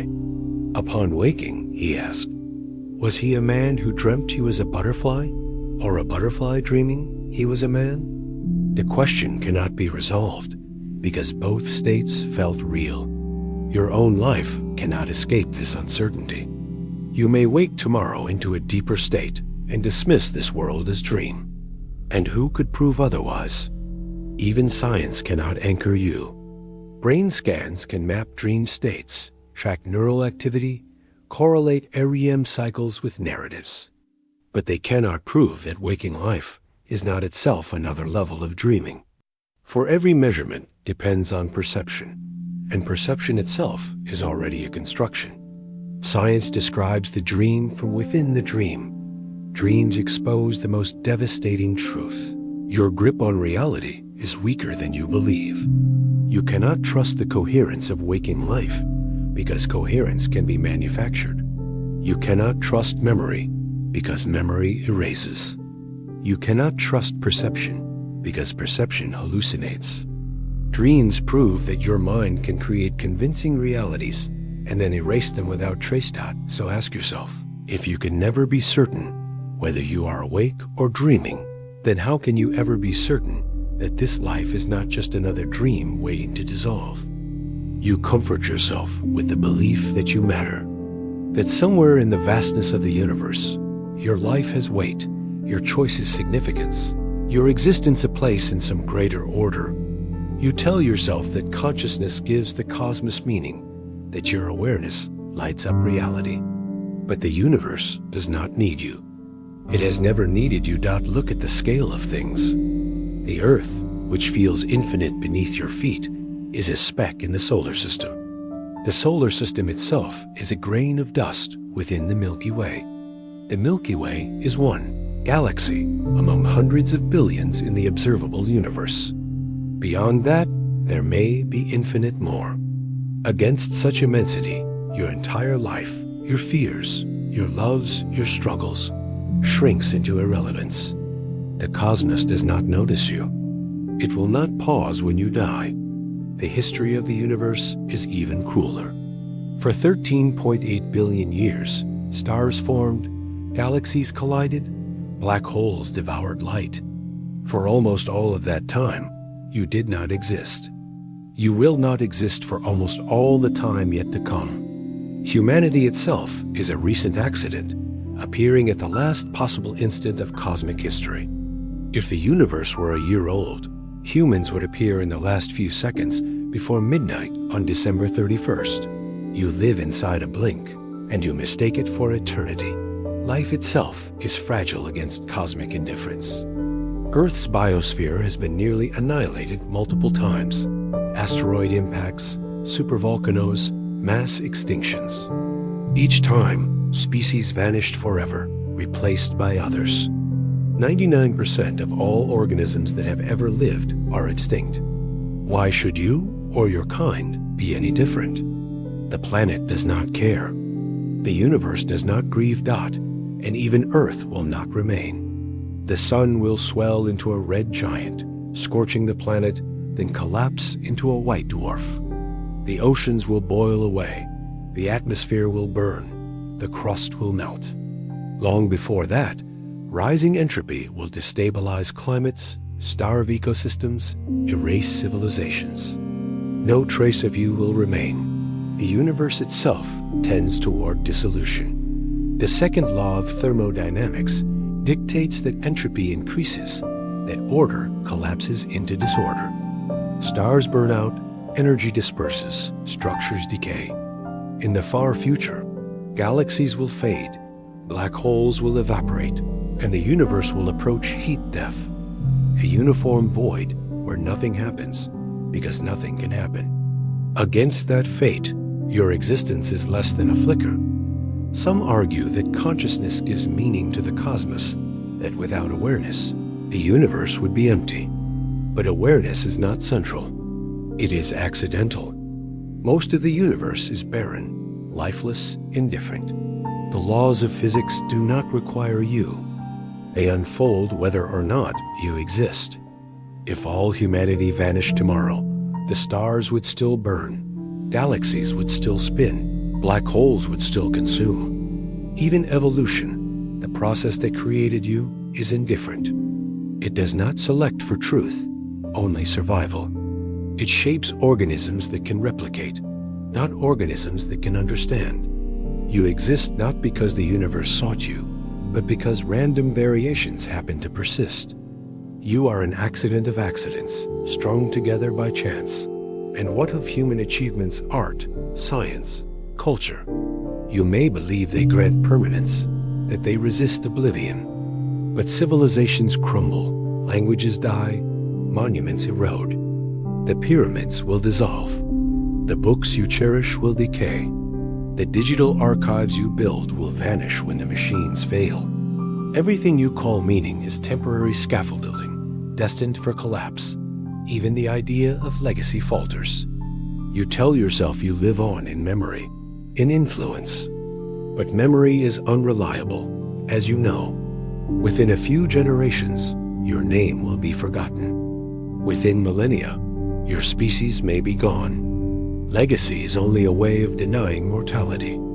It changes nothing about the indifference of the cosmos. Religion once tried to shield you from this truth, promising that humans were the center of creation, that gods watched and cared, that eternity awaited. But astronomy, biology, and physics have stripped those illusions away. You are not central. You are not eternal. You are not necessary. You are an accident passing through an uncaring abyss. And yet you still insist on significance. You still demand that your suffering matters, that your joy matters, that your awareness is special. But the universe does not hear you. Its silence is infinite. Its indifference is perfect. So face it now. If the universe does not need you, if your existence changes nothing, if everything you are will vanish into entropy, then what do you mean when you say your life matters at all? You think your life follows a plot. Seeds planted bear fruit, effort earns reward, cause produces effect. You tell a tidy story where meaning and intention thread events together, your choices knitting consequence into a fabric called destiny. But step away from the story and look at the blind arithmetic underneath it. Chance. At every level, molecular, biological, social, cosmic randomness dictates outcomes far more than intention ever will. Your life is less a novel and more a roll of loaded dice, with meaning pasted over the results after the roll has already landed. Start in biology, where randomness is baked into the very mechanism of inheritance. Mutations occur without moral sense, without purpose. They are copying errors, chemical slips during DNA replication, radiation-induced breaks, mismatches introduced by enzymes. Some mutations are beneficial, most are neutral, many are harmful. Natural selection then acts on the variation it did not will. Evolution is not a benevolent craftsman sculpting organisms to suit a plan. It is a blind filter, polishing from a chaotic supply. Genetic drift, random fluctuations in allele frequencies, can fix traits in small populations entirely by accident. The traits you prize in your bloodline could be the product of chance, bottlenecks and founder effects, rather than virtue or design. You are, in part, an evolutionary accident decorated with narrative. Move inward to the neurons. Synaptic connections form and prune largely according to stochastic synaptic activity, chemical gradients, and developmental noise.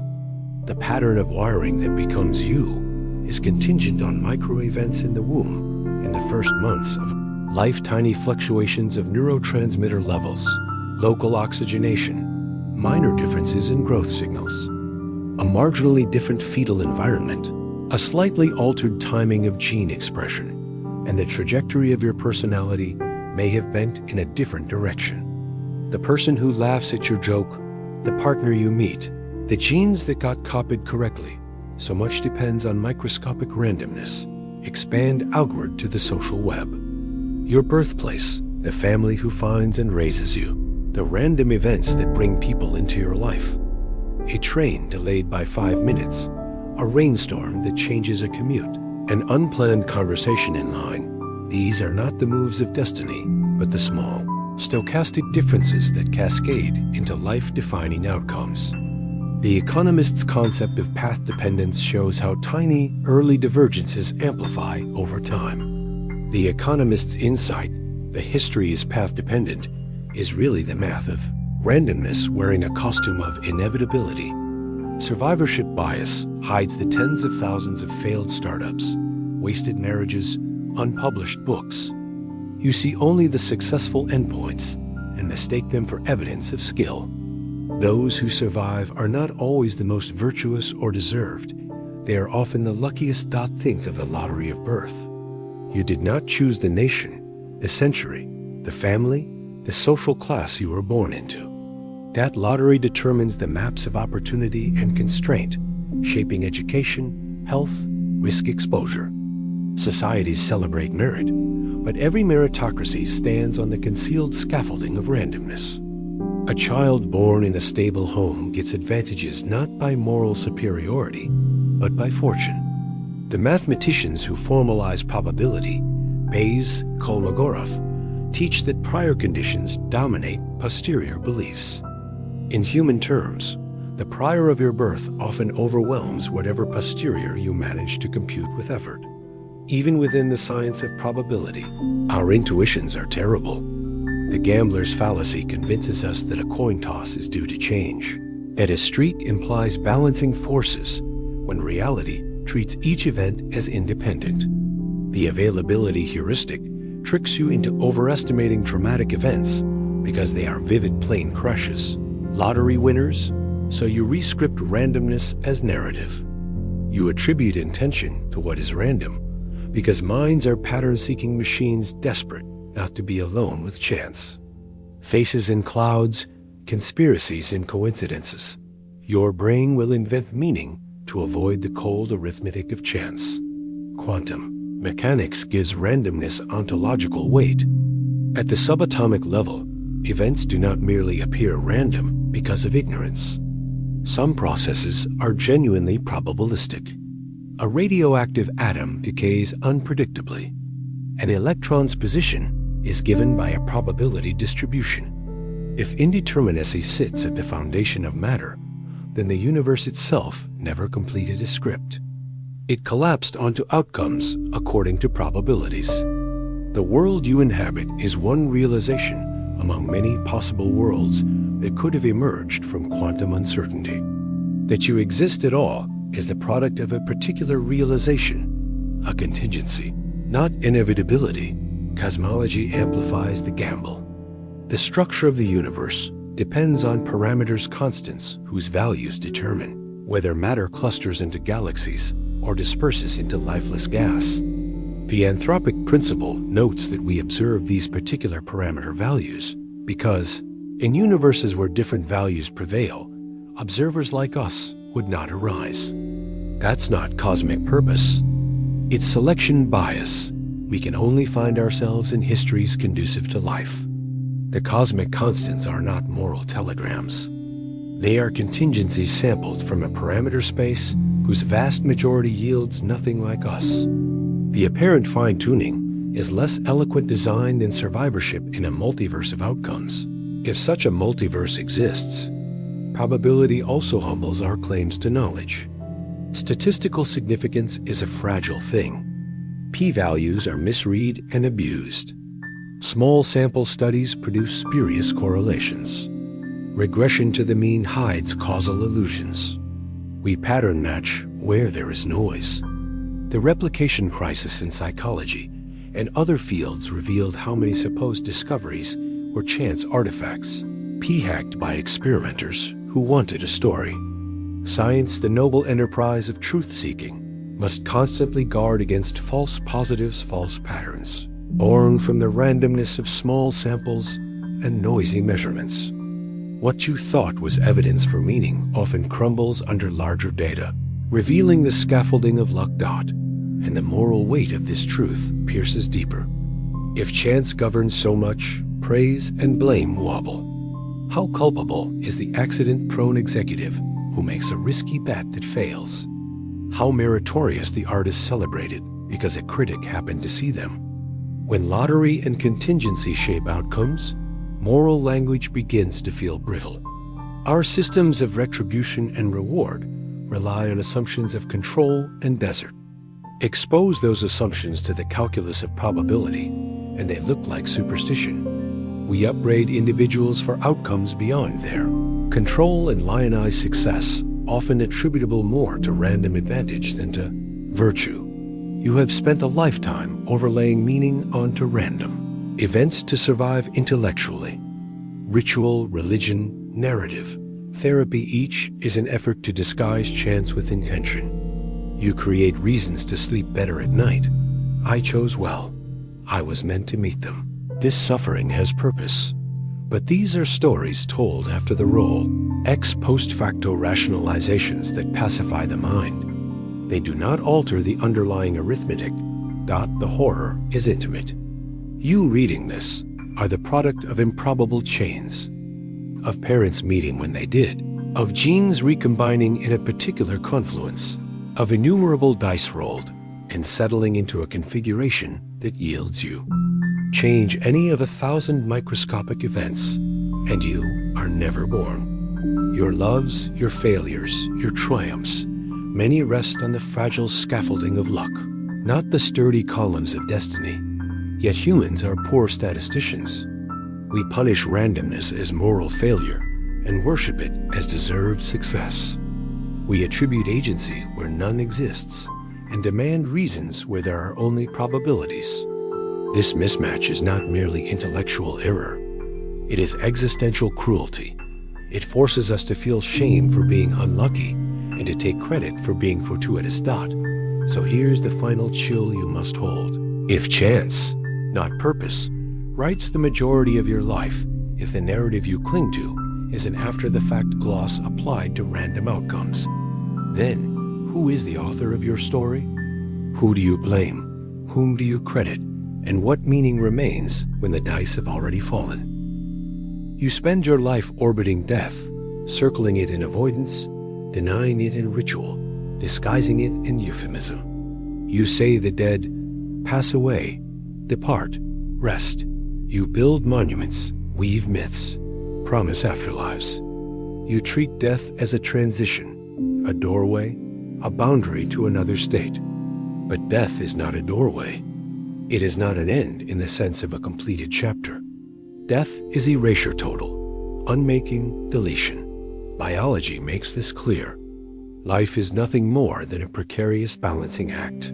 Entropy resisted for a time by energy input, order maintained through metabolism. The moment the system fails, oxygen cut off, neurons starved, heart stopped, order collapses. Cells rupture, enzymes digest the body from within, microbes devour tissue. There is no soul rising above. There is only chemistry reverting to equilibrium. Life is not ended, it is undone. You tell yourself that consciousness might survive, that something immaterial lingers.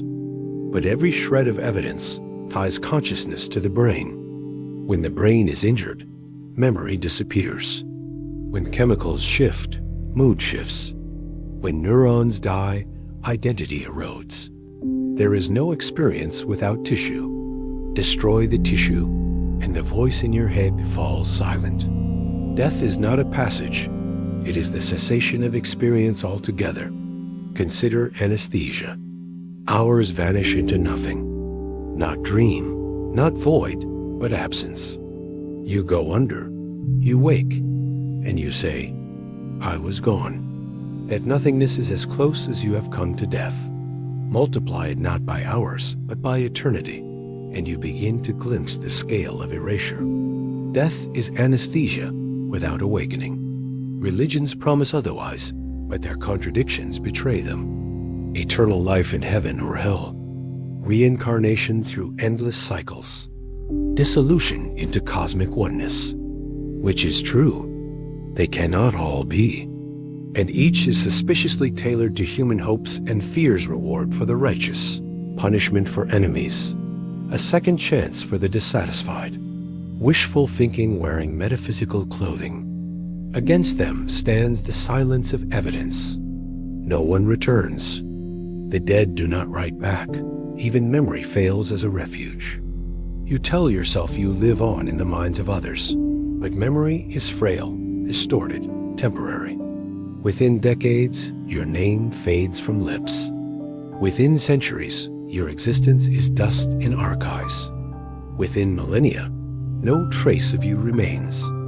To be remembered is to delay erasure, not escape it. Philosophers have tried to tame death.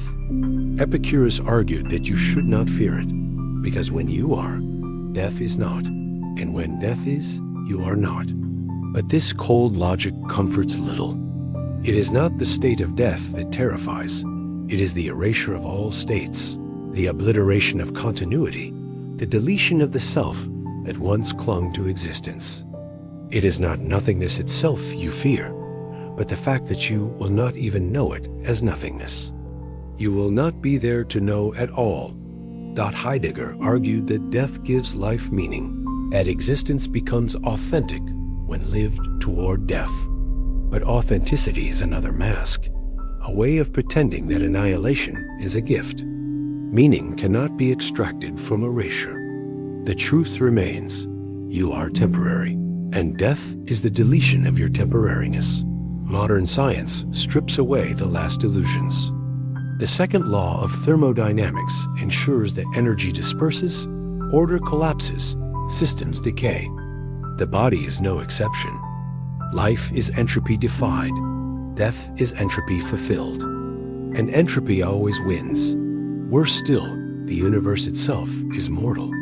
Stars burn out, galaxies drift apart, black holes evaporate. In the end, whether by heat death, big rip, or collapse, the cosmos itself will erase all memory of itself. If even the universe will be deleted, what hope have you? Death is not a personal event. It is a universal law. And yet you resist it, because resistance is instinct. Organisms survive by avoiding destruction. Your fear of death is not philosophical, it is biological. Your body floods with cortisol at threats. Your mind recoils from the thought of non-existence. Fear itself is proof that death erases, because the organism cannot tolerate imagining its own deletion. So you build stories. You tell yourself you are more than matter, more than time, more than chance. You clutch at immortality through children, through works, through faith. But each collapses. Children die, works decay, faith dissolves. Nothing survives erasura. So now the question presses harder than ever. If death is not a transition, not a passage, but absolute erasure, then what is the point of anything you do, if all of it will vanish without trace? You live as though stability is possible. You build houses to last, carve monuments in stone, archive knowledge in books and servers. You cling to the belief that order can be preserved, that things can endure. But the second law of thermodynamics speaks with a voice louder than all your illusions. Entropy increases. Disorder always rises. Structures dissolve. Systems collapse. Every act of creation is temporary resistance against an inevitable tide. Entropy is not metaphor. It is the measure of how energy disperses, how systems slide from order to chaos. Heat flows from hot to cold, not the reverse. Organized energy dissipates, leaving uniformity. Stars burn out, ice melts, bodies decay. Every moment you live, entropy increases in your cells, in your organs, in your brain. You do not live despite entropy. You live by temporarily holding it at bay, and you will die when you can no longer do so. Even life itself, celebrated as defiance of entropy, is only temporary order purchased by expending more disorder elsewhere. Your body maintains structure by consuming food, converting it into energy, dispersing waste heat into the environment. Every breath, every heartbeat, every thought increases disorder around you. You are a machine of entropy production, a brief island of order fueling the greater tide. Civilizations, too, rise only to fall. Empires accumulate wealth, knowledge, and power, but maintaining them requires ever-increasing energy. Resources deplete, infrastructures decay, corruption spreads.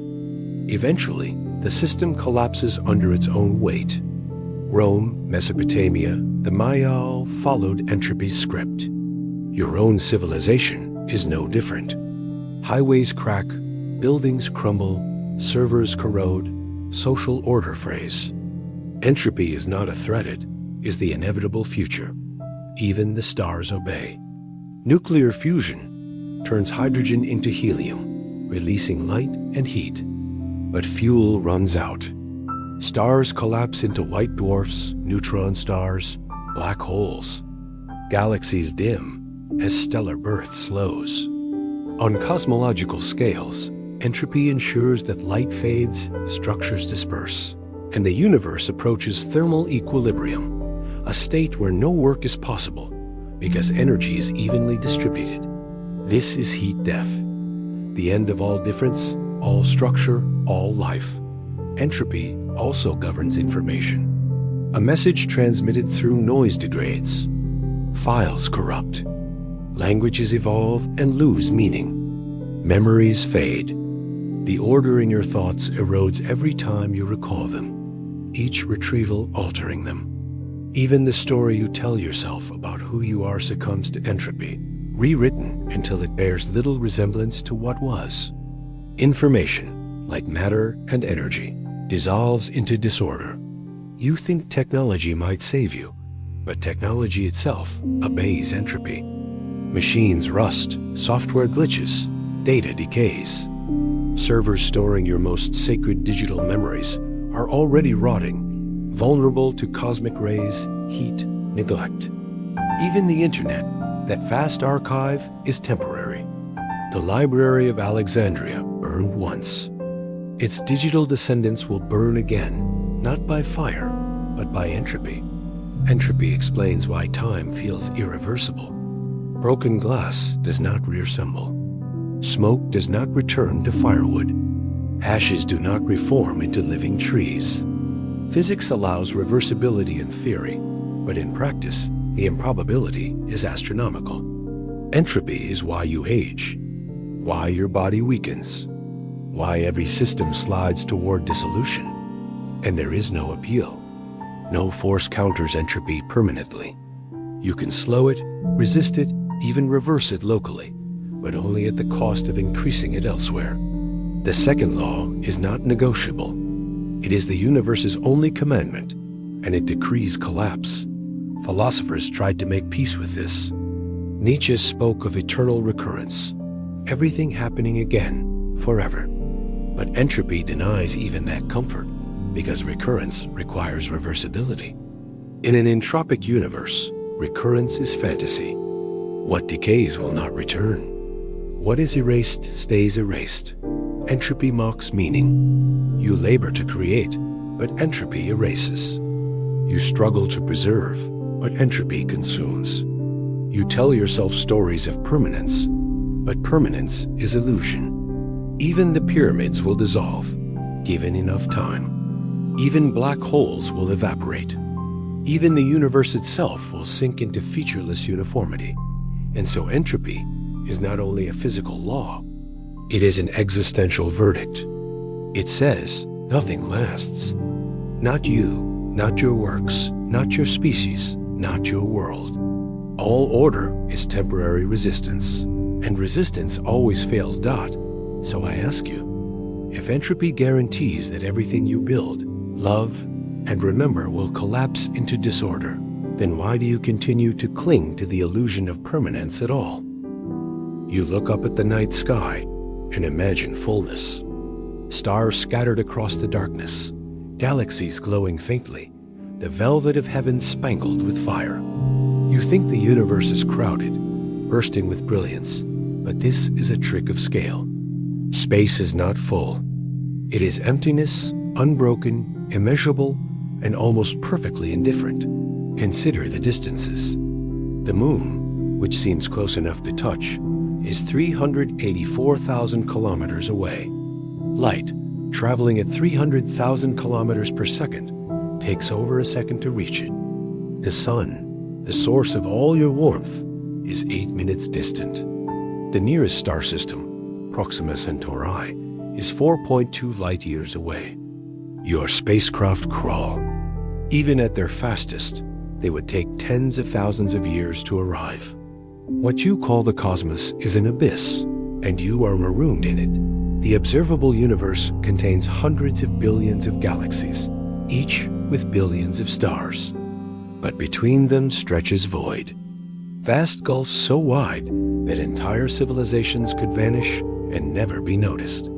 Galaxies are islands in an ocean of absence, separated by distances too immense to bridge. The sky's brightness deceives you. For every star you see, there are countless cubic light years of nothing. Even within your own galaxy, emptiness dominates. Stars are scattered, separated by light years of barren space. The Milky Way is mostly void. It spirals deceptive illusions of density. If your solar system were shrunk to the size of a coin, the nearest star would still be several kilometers away. You live in isolation, and always will not zoom in, and the emptiness remains. Atoms, which make up your body and everything you touch, are mostly space. The nucleus is minuscule compared to the atom size. If the atom were a stadium, the nucleus would be a grain of sand at its center, the electrons distant and diffuse. Matter is emptiness pretending to be solid. What you think of as substance is void dressed as form. Physics makes the void even stranger. Quantum fields ripple in empty space, particles flickering into and out of existence. The vacuum seethes, yet it contains nothing tangible. You might imagine the vacuum as background, but it is not even that. It is the absence of things pretending to be presence. Emptiness is the stage, and everything else is a brief performance upon it. Space also ensures isolation in time. The speed of light is finite, the cosmic speed limit. That means most of the universe is unreachable, not just practically, but fundamentally. Light from the most distant galaxies is already redshifted beyond visibility. Expansion accelerates, pushing galaxies away faster than light can bridge. They vanish from the observable horizon, not because they cease to exist, but because they have slipped beyond what can ever be known. Most of the universe is already gone from your sight forever. Loneliness is not metaphor, but law.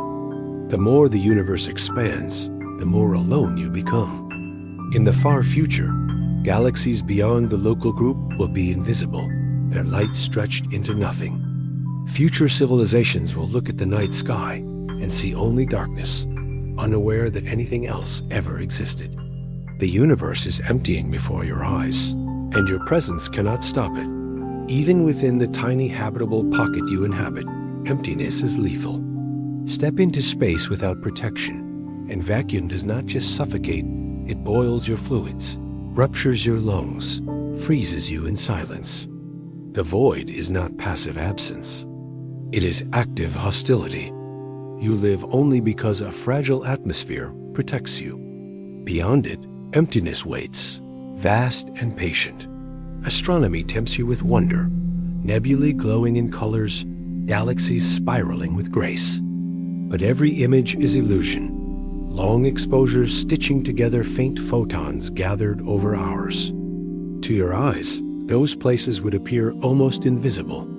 The beauty of space is the beauty of emptiness pretending to be full. Philosophically, emptiness devours meaning. You tell yourself you are significant, but what significance can cling to a mote adrift in infinite void? Civilizations may rise, but from the universe's perspective, they are sparks lost in endless night. You crave connection, but cosmic law enforces separation. You want fullness, but reality is emptiness. And worse, even the void is unstable. Quantum theory suggests the vacuum itself may decay. A bubble of lower energy vacuum could appear anywhere, expand at the speed of light, and erase everything galaxies, stars, atoms, you without warning. A universe annihilated by its own emptiness. No defense, no escape, no awareness. Emptiness does not just surround you, it may consume you. So look again at the night sky. The stars that comfort you are fragile, temporary. The light that reaches you has crossed oceans of nothing. What you see is the faintest glow against an overwhelming abyss. So tell me, if reality is almost entirely emptiness, and your life occurs in a vanishingly small pocket of temporary fullness, then what do you think you are living in a universe, or a void that pretends to host one? You imagine time as a gentle current, carrying you forward, giving you order. You divide it into hours, days, years. You pin your life to calendars, clocks, anniversaries, as though time were a structure you could live inside. But time is not a house. It is a blade. It slices every moment away from you, irreversibly, mercilessly.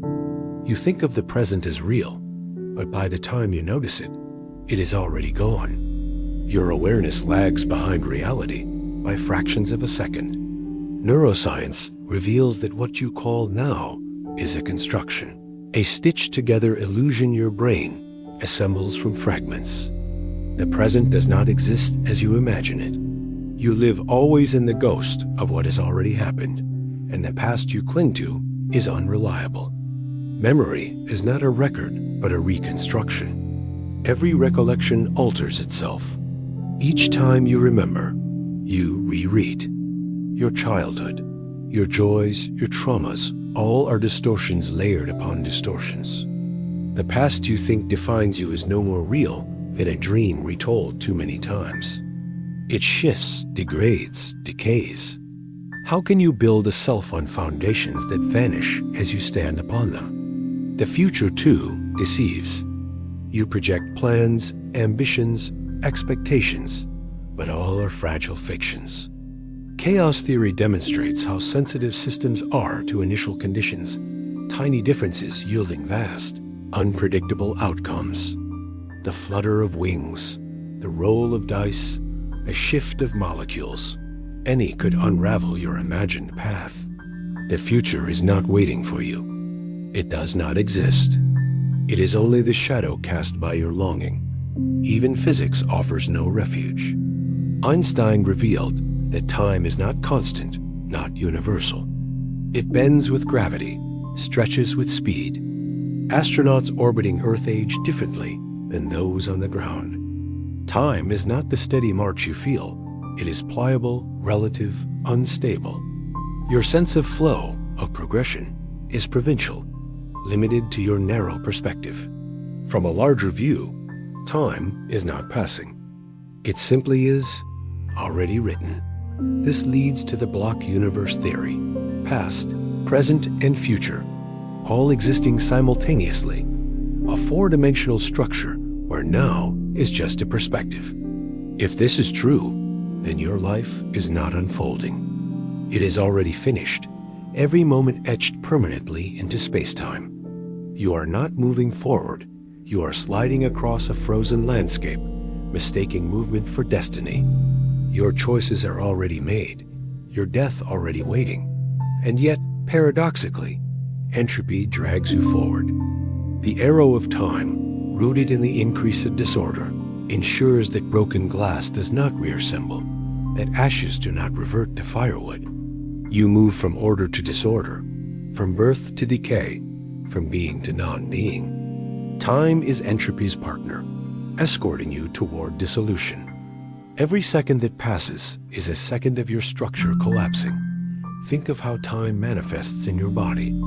Cells divide imperfectly. DNA accumulates damage. Telomeres shorten. Wrinkles deepen, muscles weaken, synapses misfire.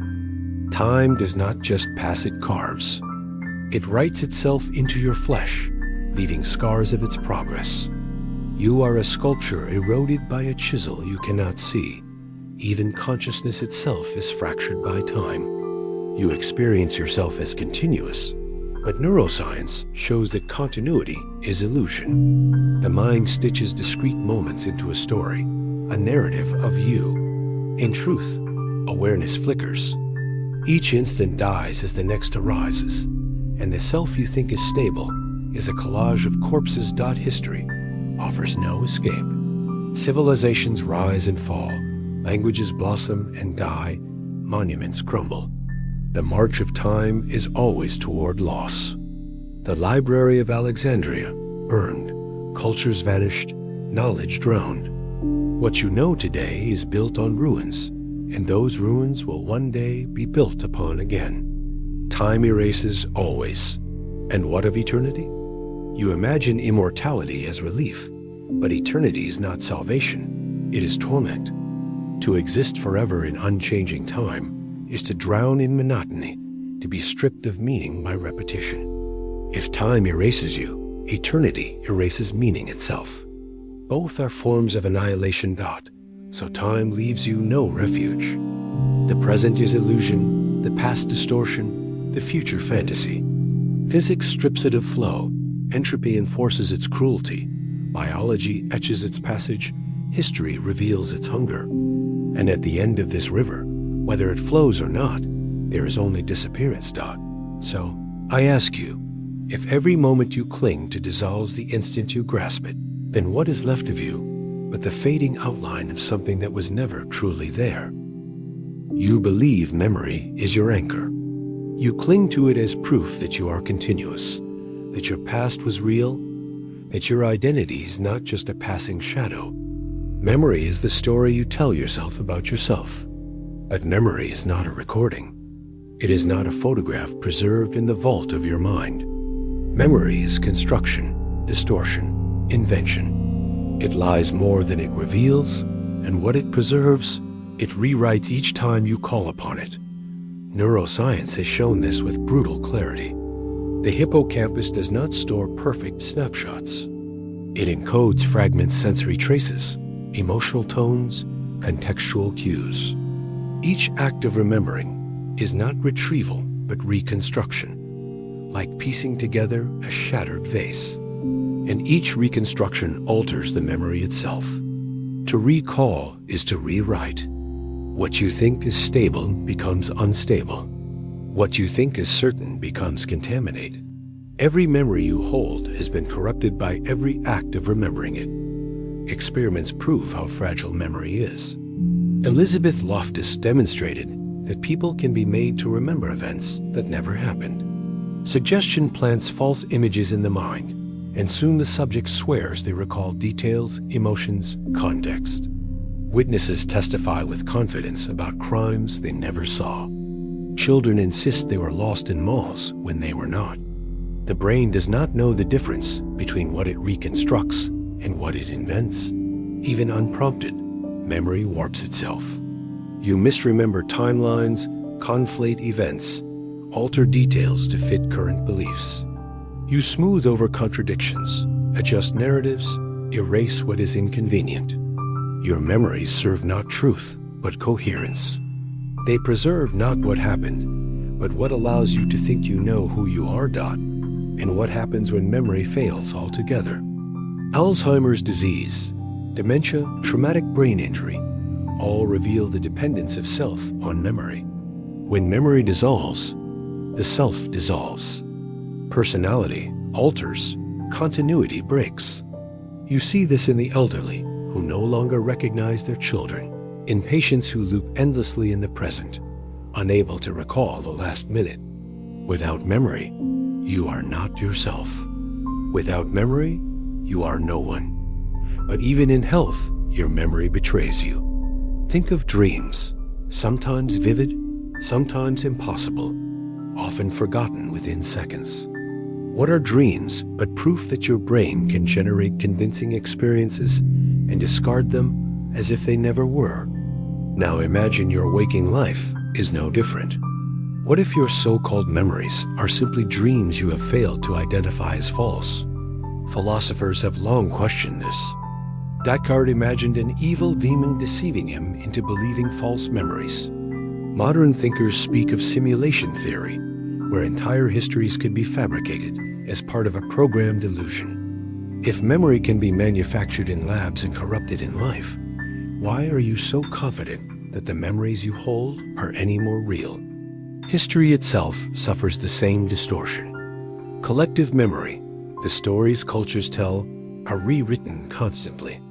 Victors reshape events to justify themselves. Nations sanitize atrocities, exalt myths, erase failures. Monuments tell lies in stone. What you call history is not truth but narrative, built from selective memory. If your personal identity is built on false memories, your cultural identity is built on even greater fabrications. Even sensory memory betrays you. Optical illusions exploit how your brain fills gaps. You see motion where none exists, colors that are not present, shapes that shift with context. Your eyes deceive, your ears mishear, and the brain stitches the errors into a seamless story. If you cannot trust what you just saw, why should you trust what you think you saw years ago? And what of the moments you cannot remember at all? Vast swaths of your life vanish. Early childhood is gone to infantile amnesia. Entire days slip into nothingness. Hours, weeks, sometimes years fade into obscurity. You are left with fragments stitched into a story, and you call that story your life. But the gaps are larger than the fabric. The story is a patchwork pretending to be whole. Memory is betrayal because it gives you confidence. You say, I know who I am because I remember. But what you remember is inaccurate, rewritten, partial, fabricated. You are not recalling truth. You are inventing it every time, and you are believing the invention. You are a liar to yourself, and the worst part is that you do not know you're lying. And when the last memory fades, when the brain fails, or death arrives, all stories end. The fragile illusions dissolve. What you called your life evaporates into nothing, because memory was never preserved in the first place. So now face the deeper horror. If memory is distortion, if it invents as much as it recalls, then who are you? Really someone who lived, or someone your own lies have convinced you once existed? You cling to the belief that you choose. You say, I decide, I want, I will. You live as though each action springs from some inner freedom, some authentic will. But the science of the brain, the logic of causality, and the shadows of philosophy whisper otherwise. They whisper that free will is an illusion and afterimage, painted onto decisions already made. Neuroscientists have shown this with brutal precision. In the 1980s, Benjamin Libet's experiments measured brain activity before conscious awareness of choice. Electrodes revealed a readiness potential neural firing that occurred hundreds of milliseconds before the subject reported making a decision to act. The brain had already begun the motion. Consciousness arrived late, like a commentator announcing a race after the runner has already crossed the line. Later studies confirmed it. Brain scans can predict decisions seconds before subjects are aware of them. The thought, I choose, is not the cause. It is the echo. Think about this carefully. You believe you are the author of your actions. But what if you are merely the witness? What if your brain decides, and then feeds you the comforting illusion that you decided? You are not captain, but passenger. You are not actor, but spectator. Philosophy anticipated this before science proved it. Spinoza argued that the sense of free will arises from ignorance of causes. A stone flying through the air might think it moves freely, unaware of the force that launched it. So too with humans.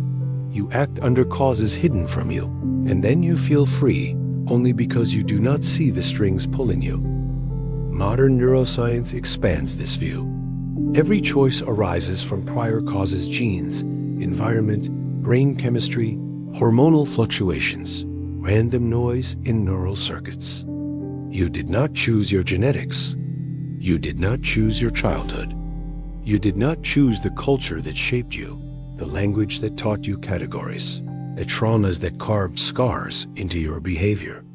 Yet all these factors determine how you respond, what you desire, how you act. Where, in this cascade of causes, is freedom? Even randomness does not save free will. Suppose neural noise adds unpredictability. Does that make you free? No. A random coin flip inside your neurons is not you making a choice. It is chaos masquerading as agency. A choice that is determined is not free, and a choice that is random is not yours. Either way, free will evaporates. You might resist. You might insist, but I feel free.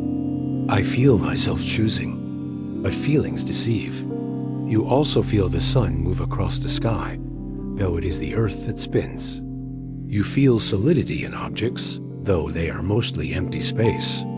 You feel memory is accurate, though it lies constantly.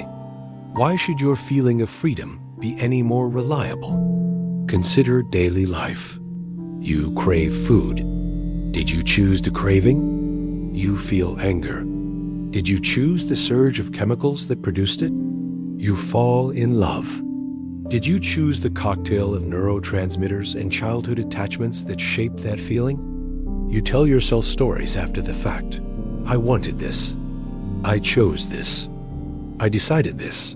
But the stories are narratives pasted onto events that were already unfolding. Even morality trembles under this weight. If there is no free will, then guilt, blame, punishment all become suspect. Can you blame someone for acting when they could not have done otherwise? A murderer kills. Was it choice, or the inexorable product of genes, abuse, poverty, and brain chemistry? A saint sacrifices. Was it virtue, or the inevitable flowering of upbringing and biology? Without freedom, no one deserves blame. Without freedom, no one deserves praise. Justice collapses, replaced only by pragmatism.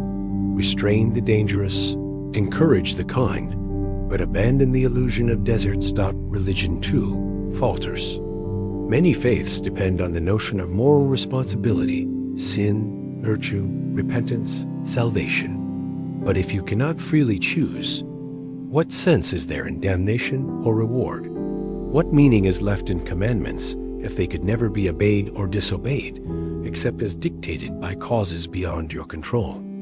And yet, the illusion of free will may be necessary. Perhaps it is evolution's trick to feel free so that responsibility and effort remain possible. A society where no one believes in choice may dissolve into chaos. If no one feels accountable, why strive? Why resist temptation? Why care? So you are wired to believe in a freedom you do not possess, because the belief sustains survival, cooperation, civilization. But strip the illusion away, and the horror emerges. You are a puppet made of neurons. You are a cascade of chemical inevitabilities.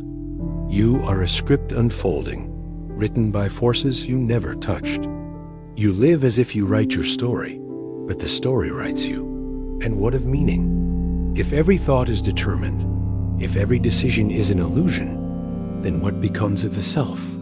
You are not a free agent, not a soul choosing its path, but a mechanism, a process. a biological machine tricked into thinking it is free. Yet here is the final cruelty. Even knowing this, you cannot escape the feeling of freedom. You will still feel that you choose what to say next, what to eat, whom to love. You will still blame, praise, regret, and plan. You are trapped in an illusion you cannot shed, a theater where the play is already written, but you still believe you are, improvising. Free will dies in the spaces between neurons, and with it dies the last defense of the self as master. You are not free. You never were. You never will be. You believe your memories anchor you. You tell yourself they are the evidence of who you are, the threads that weave your identity into continuity. Without them, you think you would be unmoored, adrift, annihilated. And yet, memory, the one thing you trust most, is not a faithful archive. It is a deceiver, constantly rewriting itself, warping with each recall, bending under the weight of suggestion. The very thing you rely on to know yourself is the most fragile, treacherous illusion of all. Psychologists have revealed the extent of memory's betrayal. Elizabeth Loftus demonstrated it with chilling clarity. By planting false details in witness testimony, she showed how easily memory can be manipulated.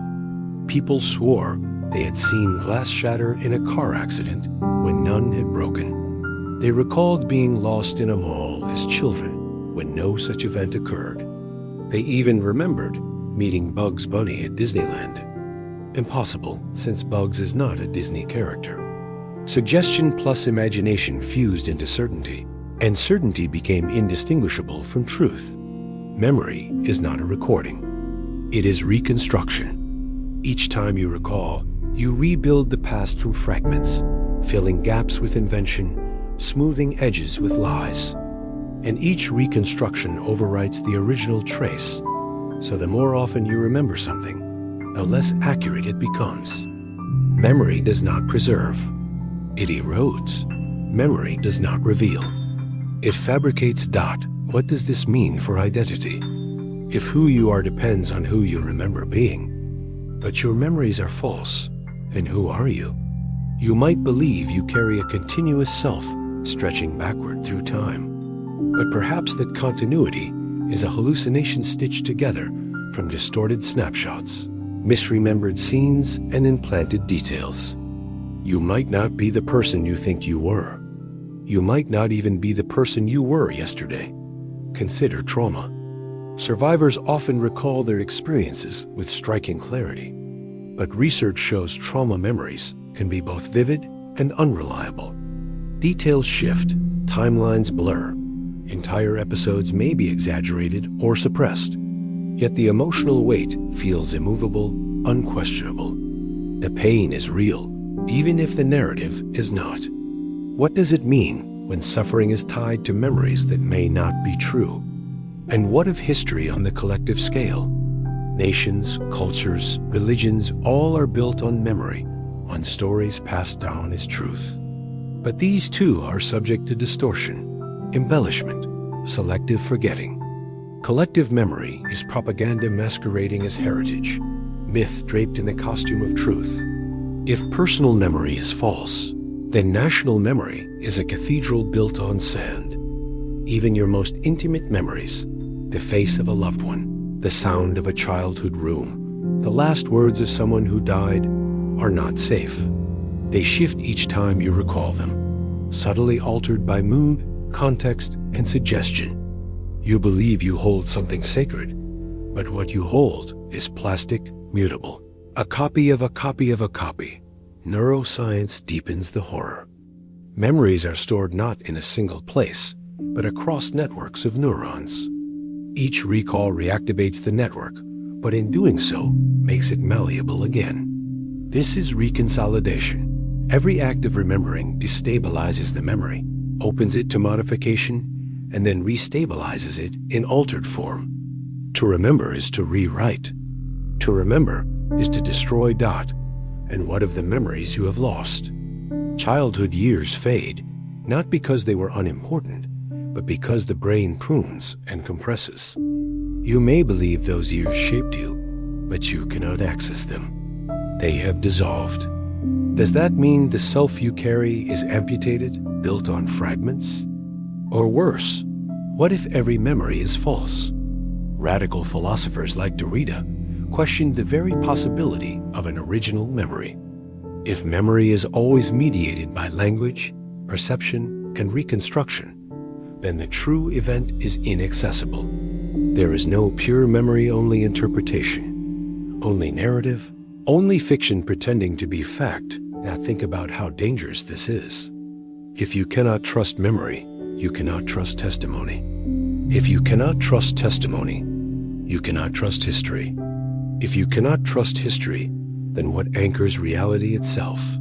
You are left floating in a sea of stories, with no way to distinguish fact from fabrication. And yet you must live as if memory were real, because without it, you would dissolve into incoherence. Consider also the darker experiments. In 2015, neuroscientists implanted false memories in mice by activating certain neurons with light. The mice remembered experiences that never happened and acted accordingly.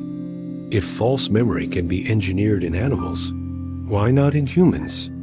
What if some of your memories were never yours, but planted by suggestion, culture, propaganda, or manipulation? How would you know? The very question of who you are collapses under this weight.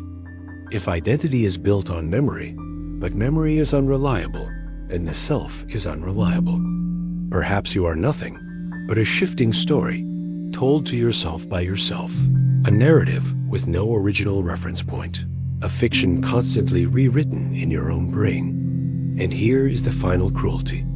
You cannot stop trusting memory. Even now, as you recall what you read in Section 1, Section 2, Section 10, your mind has already altered them, already softened or sharpened certain phrases, already lost pieces, already invented transitions that were never there.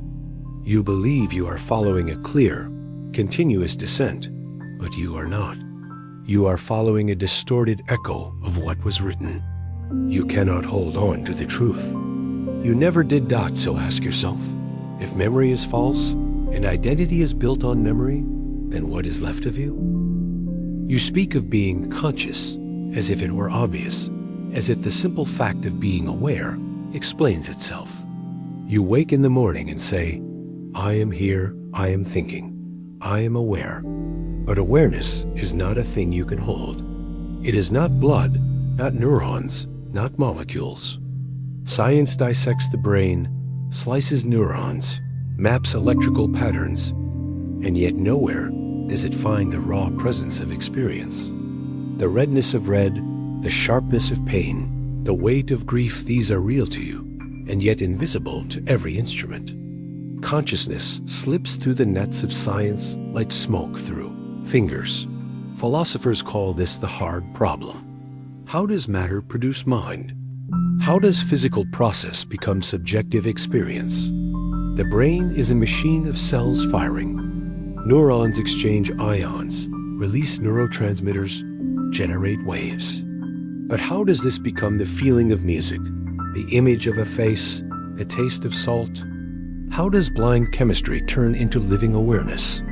Some scientists try to deny the problem. They say consciousness is nothing but computation, nothing but neural representation, nothing but function. But this evades the core. To say consciousness is computation explains no more than saying a symphony is vibrations. True, but insufficient.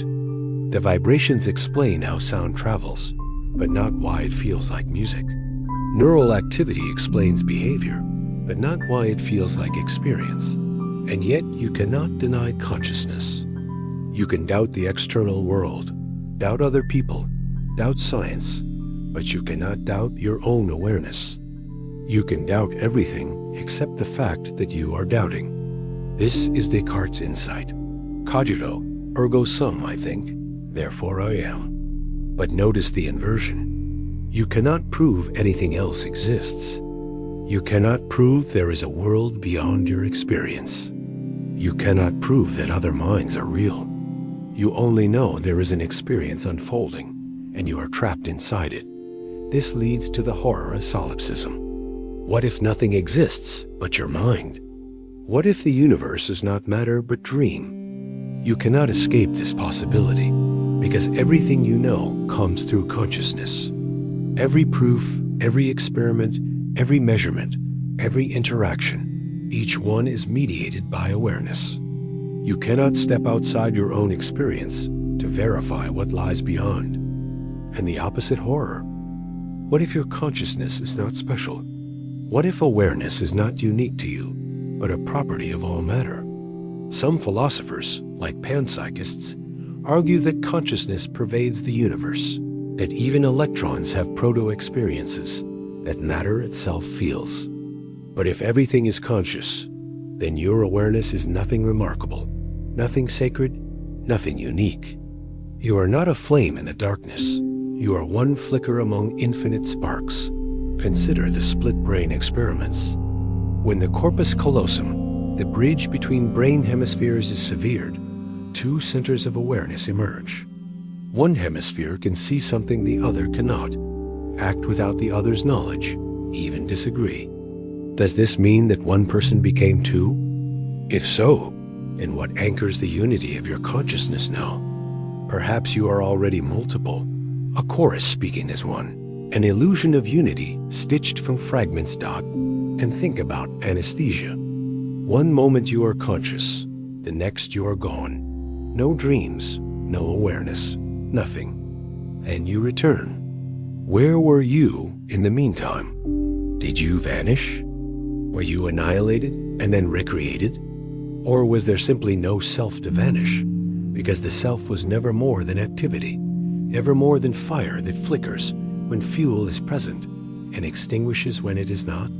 Even stranger, consider the binding problem. At any moment, you experience sights, sounds, smells, thoughts, emotions, all seamlessly unified into a single field of consciousness. But in the brain, these processes are scattered across regions, asynchronous, fragmented. There is no central place where it all comes together. So how does the unity arise? The brain is disjointed, but the mind feels whole. Where is that wholeness generated? Nowhere. It may be that the wholeness itself is an illusion, a convenient lie told by neural processes. Technology forces the question further. If consciousness arises from computation, could machines be conscious? If so, then every AI, every program, every future simulation may harbor awareness. But if not, if consciousness requires something beyond computation, then we will never know where to find it. Either way, you are faced with uncertainty so profound that it shatters the boundary between human and machine, between living and non-living, between matter and mind. And what about death? If consciousness is fundamental, maybe it persists beyond the body. If consciousness is emergent, maybe it ends with the brain. But you cannot know.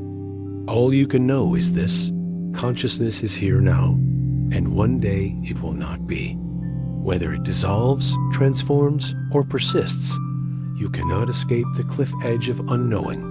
This is the paradox you live in. Consciousness is the only thing you can be certain of, and yet it is the one thing science cannot explain. It is undeniable, and yet inexplicable. It is the foundation of self, and yet possibly an illusion itself.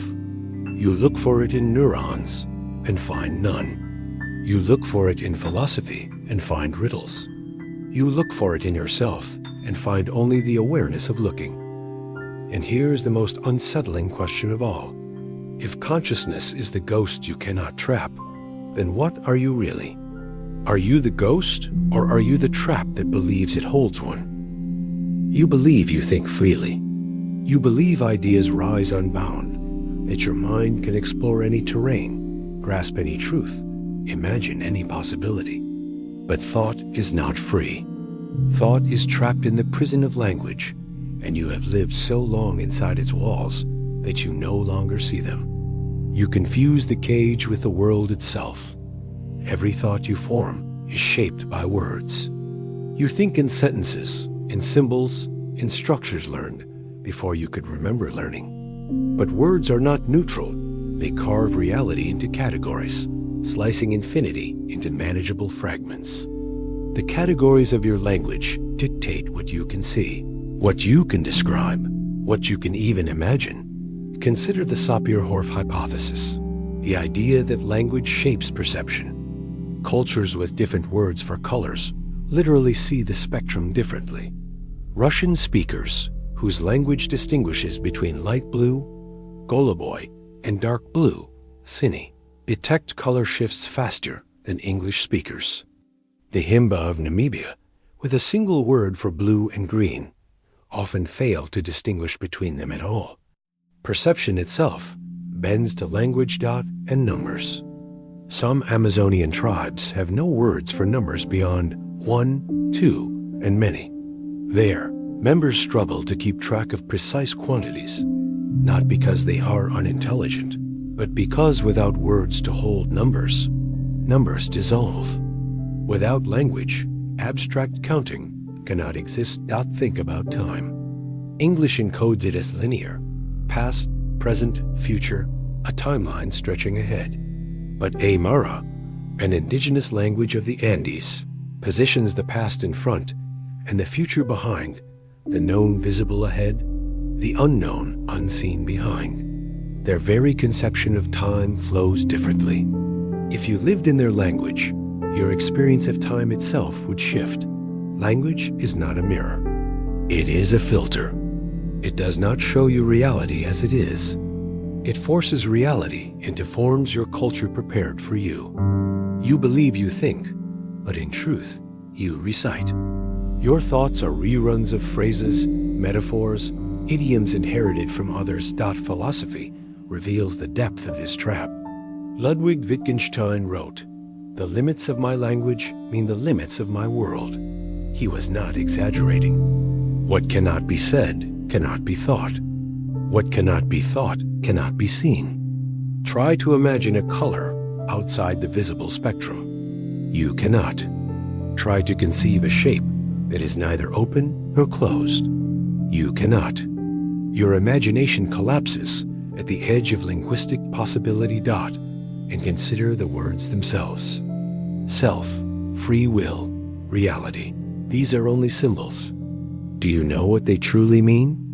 Or do you only shuffle them around, mistaking movement of symbols for insight? You can say time, but can you explain what time is? You can say consciousness, but the word carries no solution to its mystery. Language gives you the illusion of mastery. To name is to think you know. But naming is not knowing. It is only labeling the unknown with more unknowns. Even science is not free. Equations, terms, theories, all are expressed in language, bound by its categories. Mathematics feels pure, beyond words, but it too is a symbolic system, with axioms and definitions chosen by humans. There might be truths forever inaccessible, simply because your language cannot hold them. Entire dimensions of reality could exist, but your grammar cannot describe them. Your syntax cannot arrange them. Your metaphors cannot gesture at them. An identity. What is it but a story told in language? You say, I am this, I am that, but those I am statements are linguistic conventions. You are given a name, a category, a nationality, a gender. You accepted them before you could refuse them. You think of yourself within the confines of words forced upon you. Who would you be without them? You cannot even ask the question without using the very prison that confines you. There is also the recursive trap. You can only use language to analyze language. Every attempt to escape is another sentence, another definition, another word. You are like a prisoner pacing the walls of a cell, mistaking movement for freedom, never realizing the cell extends forever. Even silence is not an escape. Silence is defined against speech, absence measured against presence. To choose not to speak is still to act within the framework of language. You cannot flee it. You cannot step outside it Think of dreams. They often feel vivid beyond words, but the moment you try to describe them, they collapse. You force them into grammar, and what was boundless becomes absurd. The ineffable is slaughtered on the altar of syntax. And yet, without words, you cannot hold on to them at all. What you cannot name slips away like water through fingers. If thought is bound by language, then your freedom of mind is an illusion. You do not think freely. You think according to structures inherited, imposed, invisible. Every philosophy you admire, every belief you hold, every scientific truth you cling to, all shaped, constrained, distorted by the invisible scaffolding of words. Language imprisons thought in invisible cages. And so the question remains, if every thought you have ever had is trapped in a prison you cannot leave, have you ever truly thought at all? You live as though your senses reveal the world directly. You trust your eyes to show you what is there, your ears to tell you what is happening, your skin to confirm what you touch. But perception is not a window, it is a construction. What you think of as the world is not what exists, but what your brain assembles from fragments, guesses, and deceptions. Reality reaches you only after it has been edited, filtered, distorted. You never see what is. You only see what your brain allows. Vision is the most brutal proof. At any moment, your eyes take in a chaotic flood of photons, upside down, incomplete, riddled with gaps. The blind spot where your optic nerve exits the retina leaves a hole in the image, but you never notice. Your brain fills it in automatically with what it guesses should be there. Every time you look at the world, part of what you see is fiction. Illusions expose this manipulation. The Muller-Lyer illusion. Two lines of equal length appear different because of arrow tips at the ends. You cannot unsee the difference, even knowing it is false. Or the checker shadow illusion. Two squares, one in shadow and one in light, appear radically different in shade, though they are identical. Your brain alters the input to maintain coherence, sacrificing truth for usefulness. And sound. You believe you hear accurately, but your brain edits here too. In noisy rooms, you fill in words you did not catch. The McGurk effect shows how vision warps hearing. Watch a mouth silently mouthing ga while the sound ba plays, and your brain insists you hear da. It fuses sight and sound into something neither contains. What you hear is not the world. It is an invention. Smell and taste, they too deceive. Taste depends heavily on smell. Block the nose and flavors collapse. Even more, expectations shape flavor itself. Serve cheap wine in an expensive bottle, and experts praise its richness. Serve white wine tinted red, and tasters describe it as though it were red. Perception is not passive, it is suggestible, corruptible, but the deepest manipulation occurs in time itself. Neuroscience shows that your brain does not process events in real time. There is always a delay of milliseconds while signals are gathered, interpreted, synthesized. Consciousness lags behind the world. And yet you experience the world as immediate. How? The brain edits presenting you with a seamless illusion of now, while quietly stitching together fragments from the past. The present you live in is a reconstruction, not an instant. And notice this. Perception is tuned not for truth, but for survival. Evolution did not build you to see reality as it is. Donald Hoffman's interface theory of perception argues that accurate perception would be lethal.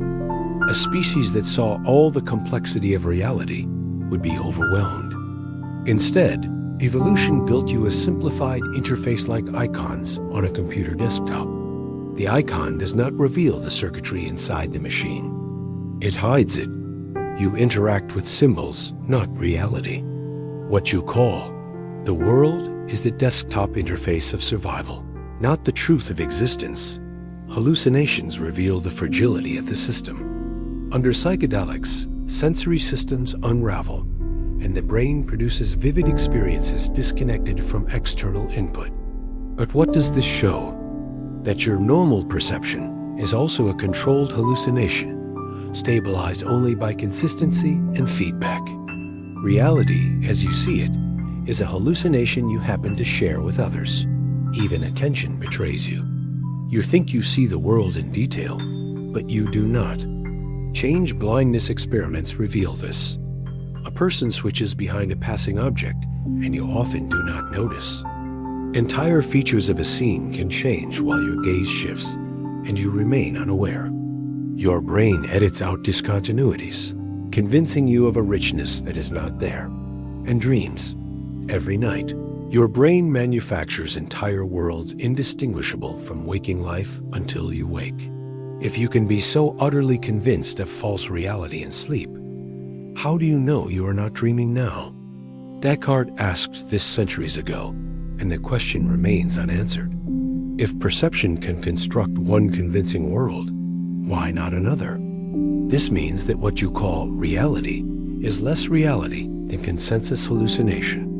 The world you inhabit is not the world. It is a model edited for utility, stitched together from guesses, illusions, and lies.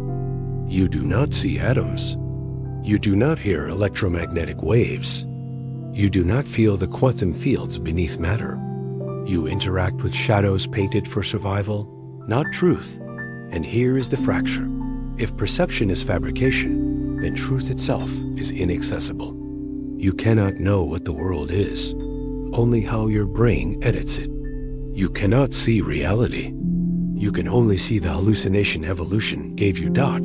So the question becomes, if everything you perceive is edited before you ever see it, how would you ever know if you have never once seen the real world? You think of time as a steady river, flowing from past to present to future, carrying you forward in its current. But physics dismantles this illusion. Time is not what you believe. It is not a universal ticking clock, not a guarantee of progress, not even something that flows. It is a dimension, tangled and strange, where past, present, and future exist simultaneously, indifferent to your fragile sense of sequence. Einstein's theory of relativity shattered the idea of absolute time. The rate at which time passes depends on speed and gravity. A clock on a speeding spaceship ticks slower than one on Earth. A clock closer to a black hole ticks slower than one farther away. This means there is no single now shared across the universe. What is the present for you may already be the future for someone else, and the past for another. Your present is not privileged, it is just one slice in a vast, indifferent block of spacetime. The block universe theory pushes the knife deeper. According to this view, all moments past, present, future exist eternally. The day you were born, the moment you die, and every second in between are equally real. The flow of time is not a property of the universe, but an illusion created by consciousness. You feel time moving because your brain sequences experiences, not because time itself moves. In other words, your sense of progress is a hallucination. If all moments already exist, what does that mean for your choices? Free will collapses into determinism. You are not shaping your future. You are merely walking along a path already laid. The sense of decision, of "I could have done otherwise," is another trick of consciousness. Neuroscience supports this. Experiments by Benjamin Libet revealed that your brain initiates actions milliseconds before you become consciously aware of deciding. The future is already written into your neurons before you appear to choose it. Even the arrow of time, the fact that you remember the past but not the future, is fragile. Entropy, the tendency for systems to move toward disorder, gives the illusion of a direction. But entropy itself is statistical, not absolute. Some physicists argue that the arrow of time emerges only from our limited perspective. From a godlike view of space-time, there is no arrow, no before and after, only a frozen, eternal whole dot. So what does this mean for you, trapped in your subjective present? It means that every joy, every mistake, every loss has already happened, is happening, and will forever happen. You are not moving through time. You are pinned inside it, like an insect in amber, condemned to believe in motion where there is only stasis. You tell yourself, I am alive, I am moving forward. But forward compared to what? If all moments are equally real, then where exactly are you going? You live your life with death always at the periphery, a shadow you pretend not to see. You treat it as an end point, a curtain that falls after the play, a vanishing into nothing. But philosophy and science both suggest something more disturbing. Death may not erase you, it may expose you. Consider Epicurus, who argued that death is nothing to us, because where we are, death is not, and where death is, we are not. At first glance, this seems comforting. But think deeper. If consciousness simply ceases, then your entire existence has been a temporary ripple in nothingness. That means the continuity you hold so dearly, the sense of I, was never anything more than a flicker against an infinite dark. You were never necessary. You never mattered, but other ideas make it worse. Neuroscience shows that what you call you is just electrical patterns, neural firing sustained by fragile biological tissue. When those patterns stop, your consciousness ceases. Yet physics insists that information cannot be destroyed. If the information that constituted your mind cannot be erased, where does it go? Does it scatter into meaningless entropy, or does it remain encoded in some form you cannot perceive? Think of the many worlds interpretation of quantum mechanics. Every possible event branches into multiple universes, which means that in countless versions of reality, you never died in that car accident, never took that fateful step, never stopped breathing. Death happens here, but not there. In this sense, death is not an end, but a divergence and infinite splitting where some versions of you continue. But which one is you? If identity is already fragile, what does it mean when it fractures across endless possible worlds? And then comes the hardest question. What is it like to be dead? Thomas Nagel asked what it is like to be a bat, how consciousness tied to an alien perception would feel. But death is stranger still. It is not another perception, not another state of awareness, but the absence of awareness altogether. Can you imagine not imagining? Can you think of what it feels like not to think? The effort collapses in paradox, because to conceive of nothingness is already to smuggle in something. Religions promise continuity souls, reincarnation, heavens, hells. But each is just another attempt to escape the unbearable weight of finality. Strip those away, and you are left with silence. Yet silence itself raises a question. If you cannot experience non-existence, then from whose perspective does death even occur? If the end of you is unknowable, does that mean you will never truly know that you are gone? You cling to life as though it guarantees meaning. But if meaning ends when you do, was it ever real? So tell me, when you finally face the mirror of death, what do you expect to see staring back? You tell yourself that you are free. You wake up, select your clothes, decide what to eat, choose what words to speak. Every moment of your day feels like a sequence of deliberate acts, each one proof that you are not bound, not enslaved, not determined. But peel away the illusion, and you find something unbearable. Your freedom is a script already written. Your choices a mirage born of constraints you never escaped. Philosophers have wrestled with this for centuries. Determinists argue that every action, every thought, every desire you have is the product of prior causes, your genetics, your upbringing, your environment, the state of the universe at the moment of your birth. You chose coffee over tea because the neurons in your brain, conditioned by years of reinforcement and biology, fired in a predictable pattern. Where, in this chain of causation, is the free will you cling to?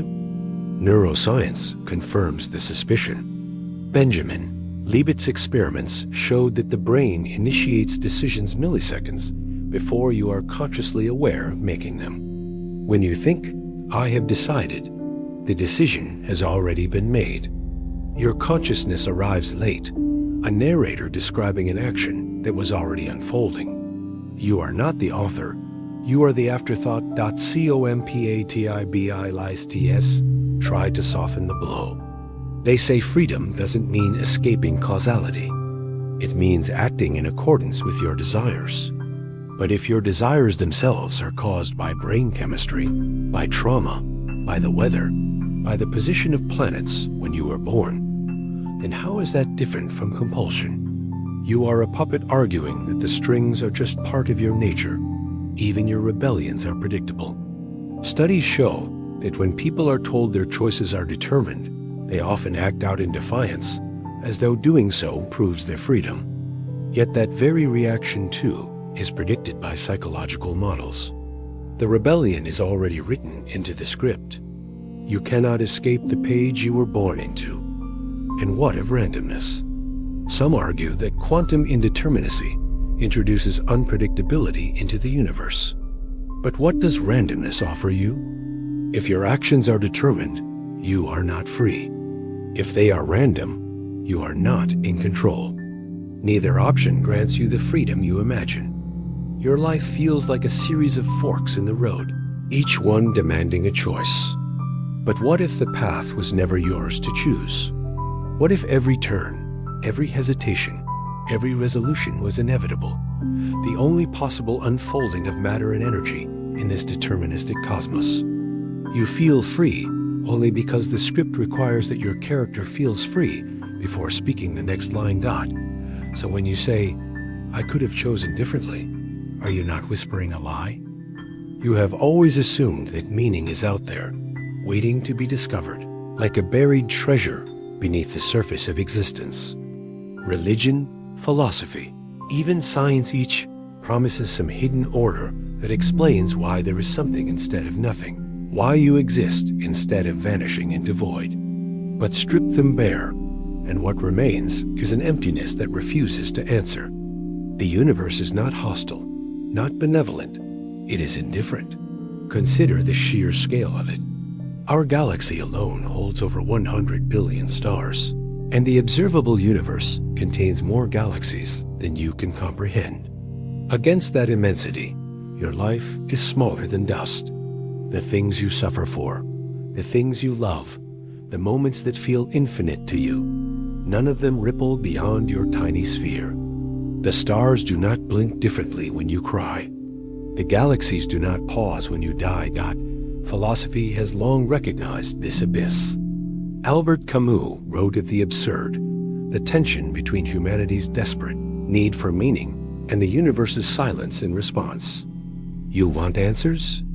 The cosmos offers none. And in that silence, you confront the unbearable possibility that there was never an answer to seek. Science deepens the cruelty. The Copernican principle insists we are not at the center, not special, not privileged observers. Evolution shows we are products of blind selection, not design. Cosmology suggests that universes themselves may come and go, forming and collapsing with no concern for the life inside them. At no point is there a hint of purpose. Meaning is not written into the stars, it is projected onto them by desperate minds. And yet, you persist. You build religions, philosophies, ideologies, all fragile scaffolds to keep you from staring too long into the void. But every scaffold collapses. Gods contradict each other. Philosophies crumble into paradox. Science explains how, but never why. The silence remains. So you are left with a choice that is no choice at all. Either cling to illusions and live in a comforting lie, or strip them away and stand naked before a universe that does not care if you live or die. Both options end the same way, with the same silence, the same void, the same collapse of everything you hoped was real. You tell yourself, my life matters. But to whom? To what? And if the answer is only to me, then isn't that the cruelest silence of all? You imagine history as a record, a faithful account of events that unfolded before you were born. You believe that books, monuments, archives, and classrooms preserve the truth of what happened, that the past is a fixed, settled thing. But history is not the past. History is only what has been written, and what has been written has always been shaped by power, by omission, by fabrication. The past may be unchangeable, but history is infinitely malleable. Consider the phrase, history is written by the victors. Empires collapse, wars end, leaders rise and fall, and those who remain tell the story in a way that justifies their survival. Atrocities are minimized, defeats erased, victories inflated. Think of how colonial powers rewrote indigenous histories, burning records, destroying artifacts, and replacing centuries of culture with their own narratives. To later generations, the rewritten version becomes indistinguishable from truth. The lie becomes reality. George Orwell saw this clearly in 1984. Who controls the past controls the future. Who controls the present controls the past. But this is not just fiction. Totalitarian regimes throughout history have erased photographs, rewritten textbooks, and eliminated inconvenient facts. Stalin literally had people airbrushed out of official photos after they were purged. To the future, the altered record becomes the only record. Even in so-called free societies, history is curated. Textbooks in one country portray wars as noble struggles. In another, the same wars are invasions, crimes, atrocities. What you learn as the truth about history depends entirely on who is telling it and why. There is no neutral account. Every history is propaganda, and the problem goes deeper. Even the historians who seek truth are bound by sources, and sources themselves are unreliable. Eyewitnesses misremember. Documents are forged. Archaeological evidence is incomplete. The further back you look, the more speculative it becomes. At some point, the truth about history is little more than consensus and agreement among scholars. Not an absolute certainty, but the most unsettling fact is this: your own memories function the same way. Just as nations rewrite their pasts, you rewrite yours, smoothing contradictions, erasing pain, inventing coherence. You are your own propagandist, curating a narrative of self that feels consistent but is riddled with omissions. The history of the world and the history of your life are built on the same foundation, lies that have hardened into truth. So when you say, "This is what really happened," whose story are you really telling, and whose story have you erased? You believe words are tools, extensions of thought, bridges from your mind into another's. You think language expands your freedom, allowing you to name the world, to explain it, to share it. But the truth is the opposite. Language confines you.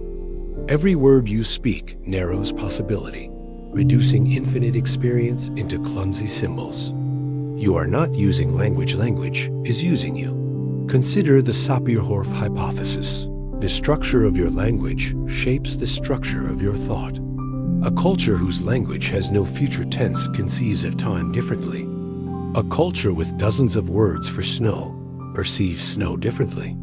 You cannot think outside the limits of your vocabulary, and even when you try, the thought collapses back into words. Language is not a transparent window. It is a cage. Wittgenstein wrote, "The limits of my language mean the limits of my world."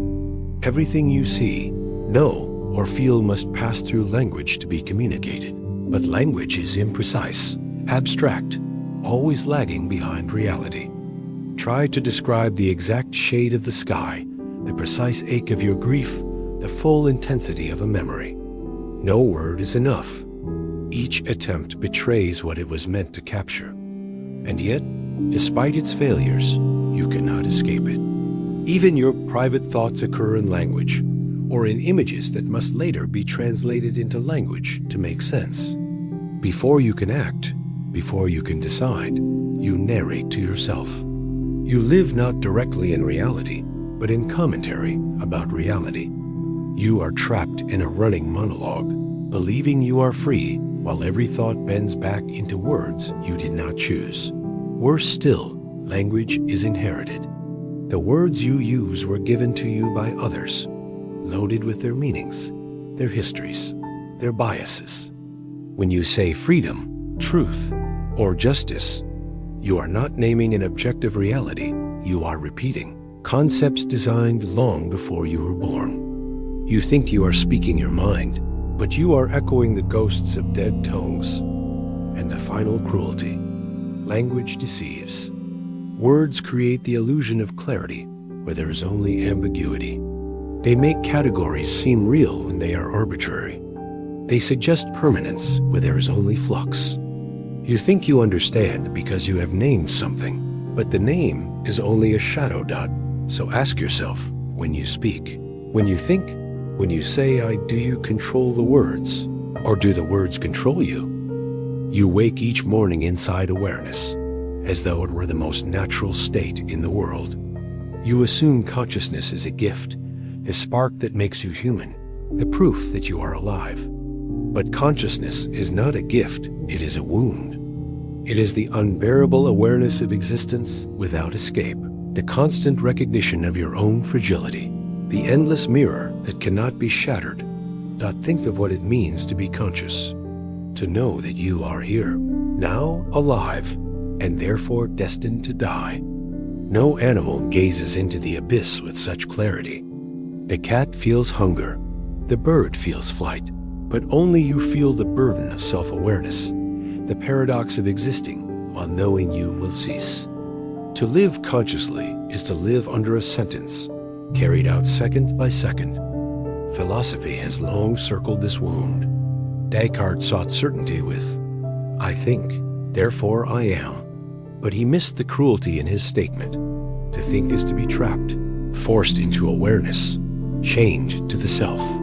Sartre described consciousness as nausea, an endless confrontation with absurdity, with the meaninglessness of existence. Heidegger called it being toward death, the condition of living in perpetual anticipation of an end that cannot be avoided. Neuroscience offers no escape. Consciousness arises not from a soul, but from fragile neural networks. The binding problem remains unsolved.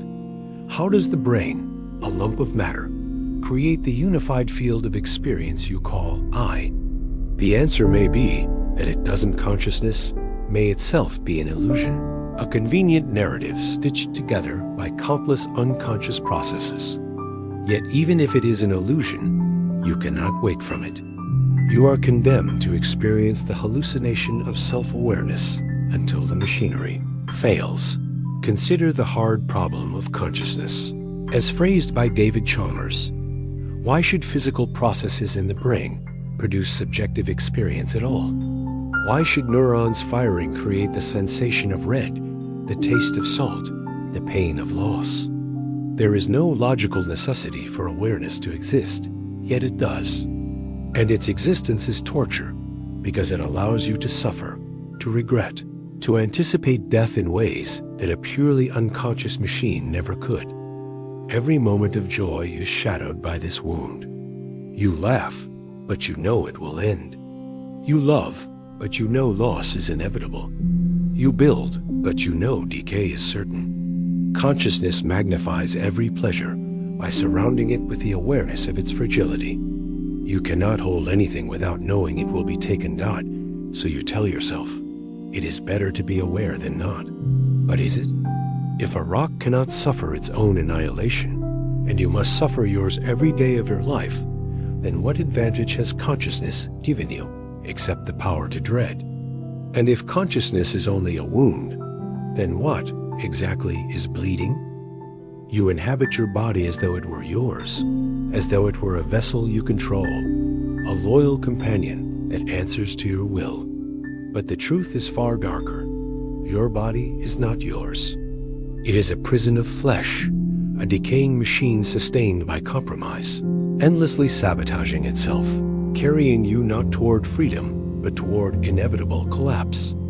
Consider how little control you actually possess. Your heart beats without your command. Your lungs draw air without permission. Your digestive system grinds forward without your awareness. You do not will your immune cells to fight infection or your neurons to transmit signals. They act autonomously, indifferent to your imagined sovereignty. You are not the master of your body, but a passenger, carried along by processes too vast and ancient for you to influence. And yet, even those processes are fragile. Every cell in your body is engaged in a slow-motion suicide. DNA accumulates errors. Proteins misfold. Telomeres shorten. This is aging, not an accident, but a built-in mechanism of decay. From the moment you are born, your body is programmed to betray you, to weaken, to fail. Each wrinkle, each gray hair, each ache is a reminder that your prison walls are crumbling inward. Think of disease, cancers that arise from your own cells, turning against you. Neurodegeneration that eats away at the very circuits of your mind. Autoimmune disorders in which your immune system mistakes you for the enemy. Your body is not only fragile, it is treacherous. The same mechanisms that sustain you contain the seeds of your destruction. Philosophers have always recognized the body as a trap.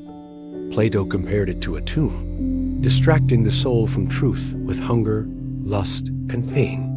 Schopenhauer saw the body as the inescapable expression of the will to live, a blind drive that enslaves you to endless cycles of craving and dissatisfaction. Even Buddhism insists that attachment to the body is attachment to suffering. Because the body cannot be preserved, modern science confirms their despair. The body is not a temple, but a battlefield. Every organ competing for resources. Every gene propagating its own selfish interest.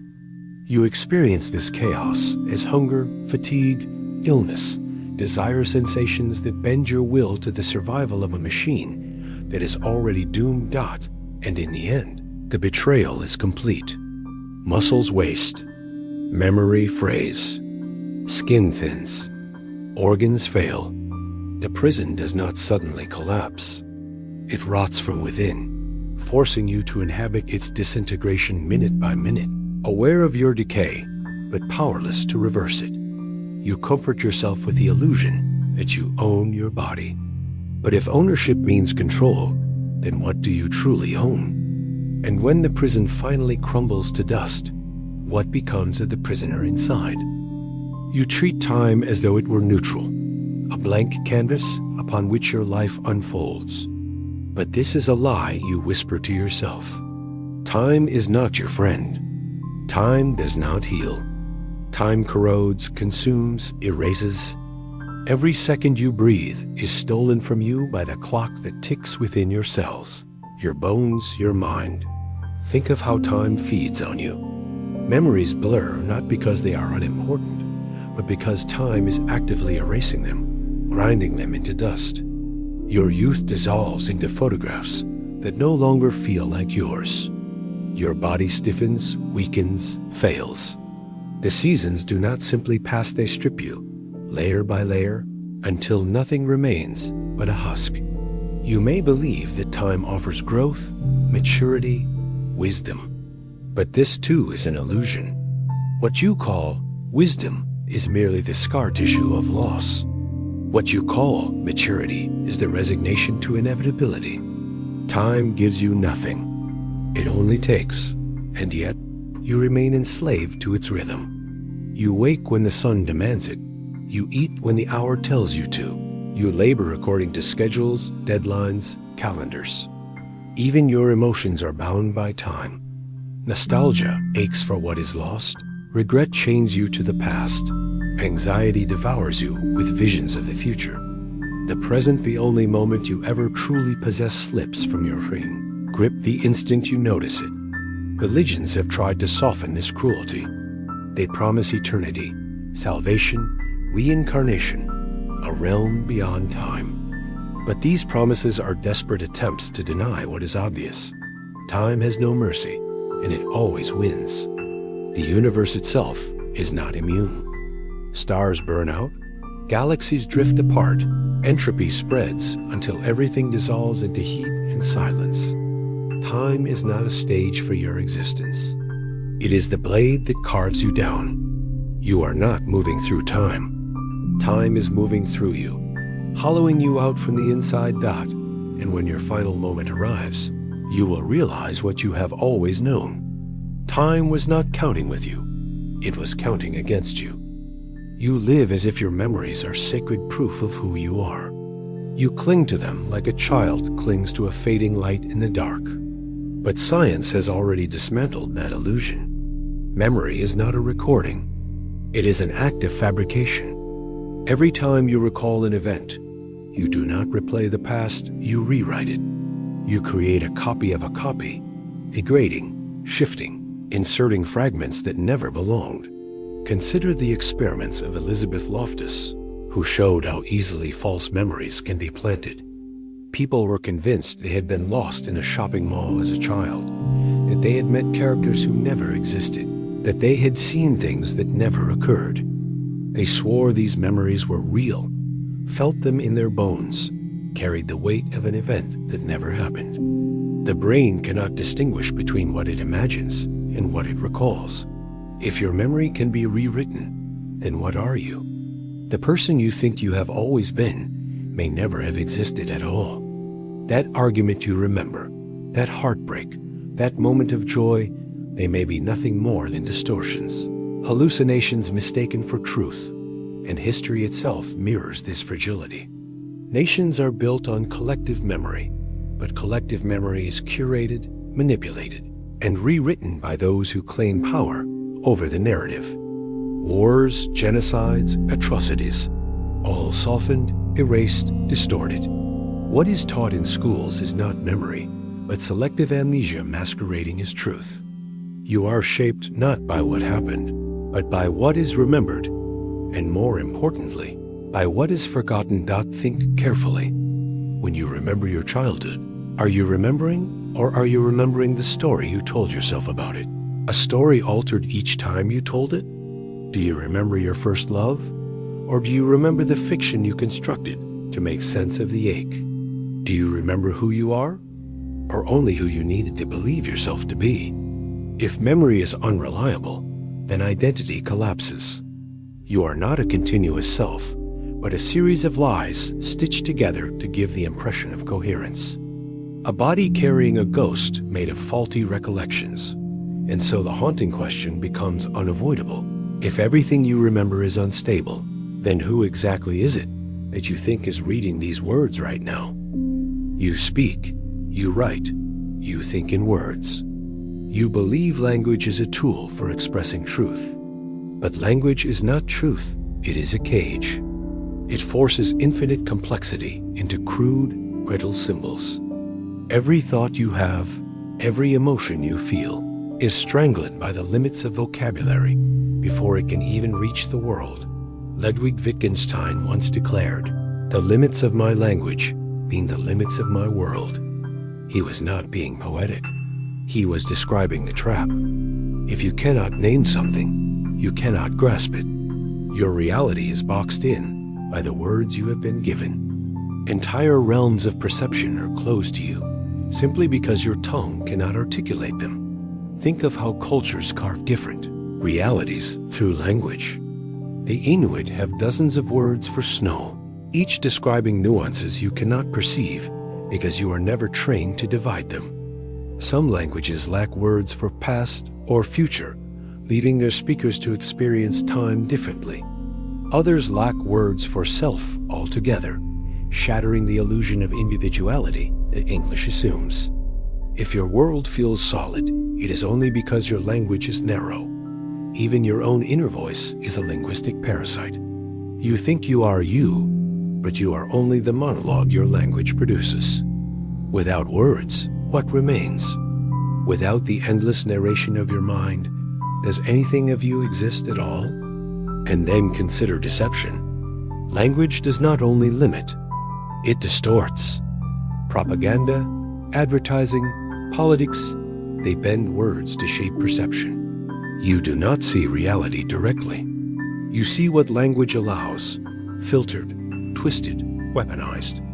Words define your enemies, your heroes, your values.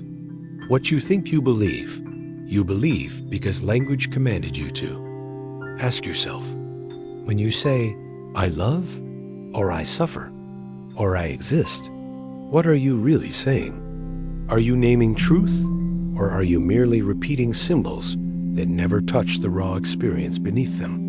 Strip language away, and you strip yourself away with it. For if all you are is a creature of words, then without words, what is left? You believe you are the author of your actions. You say, I decided, I chose, I willed. But neuroscience has carved into this illusion with merciless precision. In the 1980s, Benjamin Leibotz's experiments showed that the brain initiates action before you become aware of deciding. The readiness potential in your neurons spikes milliseconds before you think, I will move. Your choice is not a choice. It is a story your mind invents after the act has already begun. The implications are devastating. Every decision you pride yourself on, every moment of hesitation, every assertion of free will and echo, a justification written by your brain to protect the fragile illusion that you are steering. But you are not the driver.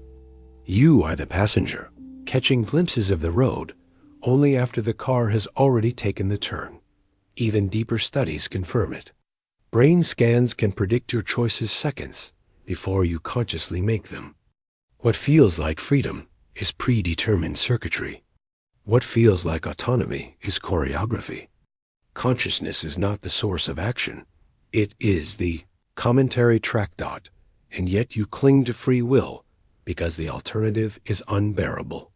Without it, morality collapses. How can you punish a criminal if he never chose? How can you forgive yourself if you never could have acted differently? How can you love if your choice to love was nothing more than synapses firing in inevitable sequence? Religion, philosophy, law, all of it rests on the fantasy of agency. Remove that fantasy, and every structure built upon it begins to rot. If no one truly chooses, then guilt, pride, justice, even meaning itself are lies we perform. But here is the final cruelty. Even knowing this, you cannot escape the illusion. You will still feel responsible for what happens next, even though responsibility is a mask your brain forces you to wear. You will still fear, still hope, still hesitate. You will still believe that you are choosing whether to continue reading. So tell me, if you are not the one who decides, then who is it that you think is deciding for you? You spend your life protecting something you call yourself. You build careers, relationships, reputations, all in service of this fragile construct.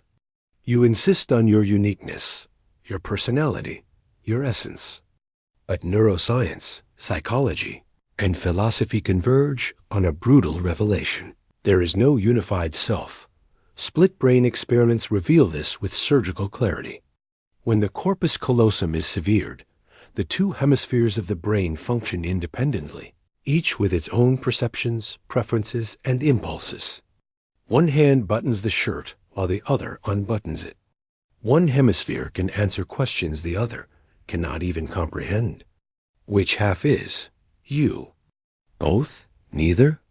If your brain can be divided into competing selves, was there ever a singular self at all? Consider also the modular theory of mind. What you think of as a single consciousness is an orchestra of subsystems, some calculating probabilities, some generating emotions, some conjuring language, none of which fully understand the others. What you call I is merely the illusion of coherence that arises when these fragments are stitched together. A patchwork, not a person. Even Buddhism, long before neuroscience, declared that the self is an illusion, a fleeting aggregation of sensations and perceptions. Modern science echoes the same. You are a process, not an entity. A flame, not a lamp. And yet, without the illusion of self, your entire world collapses. Love requires a lover and a beloved. Ambition requires a person to strive. Fear requires someone to lose. If the self is not real, and neither is any of what you cling to, so you are caught in a paradox. To function, you must believe in yourself. To see clearly, you must accept that the self is a mirage. You are both prisoner and guard, both shadow and substance, both dream and dreamer. And if the self is an illusion, then the final, most disturbing question is this: when death comes, what is there that can truly die? You have followed this descent step by step, clinging to the hope that at the bottom you might find some hidden core of truth, some final anchor that could withstand the erosion of everything else. But here, at the end, there is no anchor. There is no bedrock. There is only the void you have been circling all along. History dissolves into revision and silence. Science collapses into paradox and uncertainty. Memory fractures into fiction. Language strangles what it cannot describe. Consciousness lags behind the machinery of the brain, and the self itself evaporates into a swarm of processes that never coalesce. You stand here empty-handed, realizing that everything you thought was solid was only scaffolding built from shadows. You were told life has meaning, but meaning requires a stable self to hold it. You are told time redeems, but time only erases. You are told truth is knowable, but every attempt to grasp it slips into contradiction. What you are left with is not knowledge, not clarity, not peace, but silence. And silence is the only truth. Not the silence of rest, but the silence of absence. The silence of a world that was never listening to you in the first place. The silence of a self that was never real enough to speak. You may still feel the urge to resist, to insist that you are different, that you are real, that you can choose to hold on. But that resistance too is illusion, another reflex produced by systems that will vanish with you. Even your protest belongs to the machinery. Even your desperation is not yours. So here is the final collapse. You do not exist. You never did. You are only ever the temporary dream of matter and time, a flicker in the void, pretending to be a flame. And if you never existed, then tell me, what is it, exactly, that is still pretending to read these words?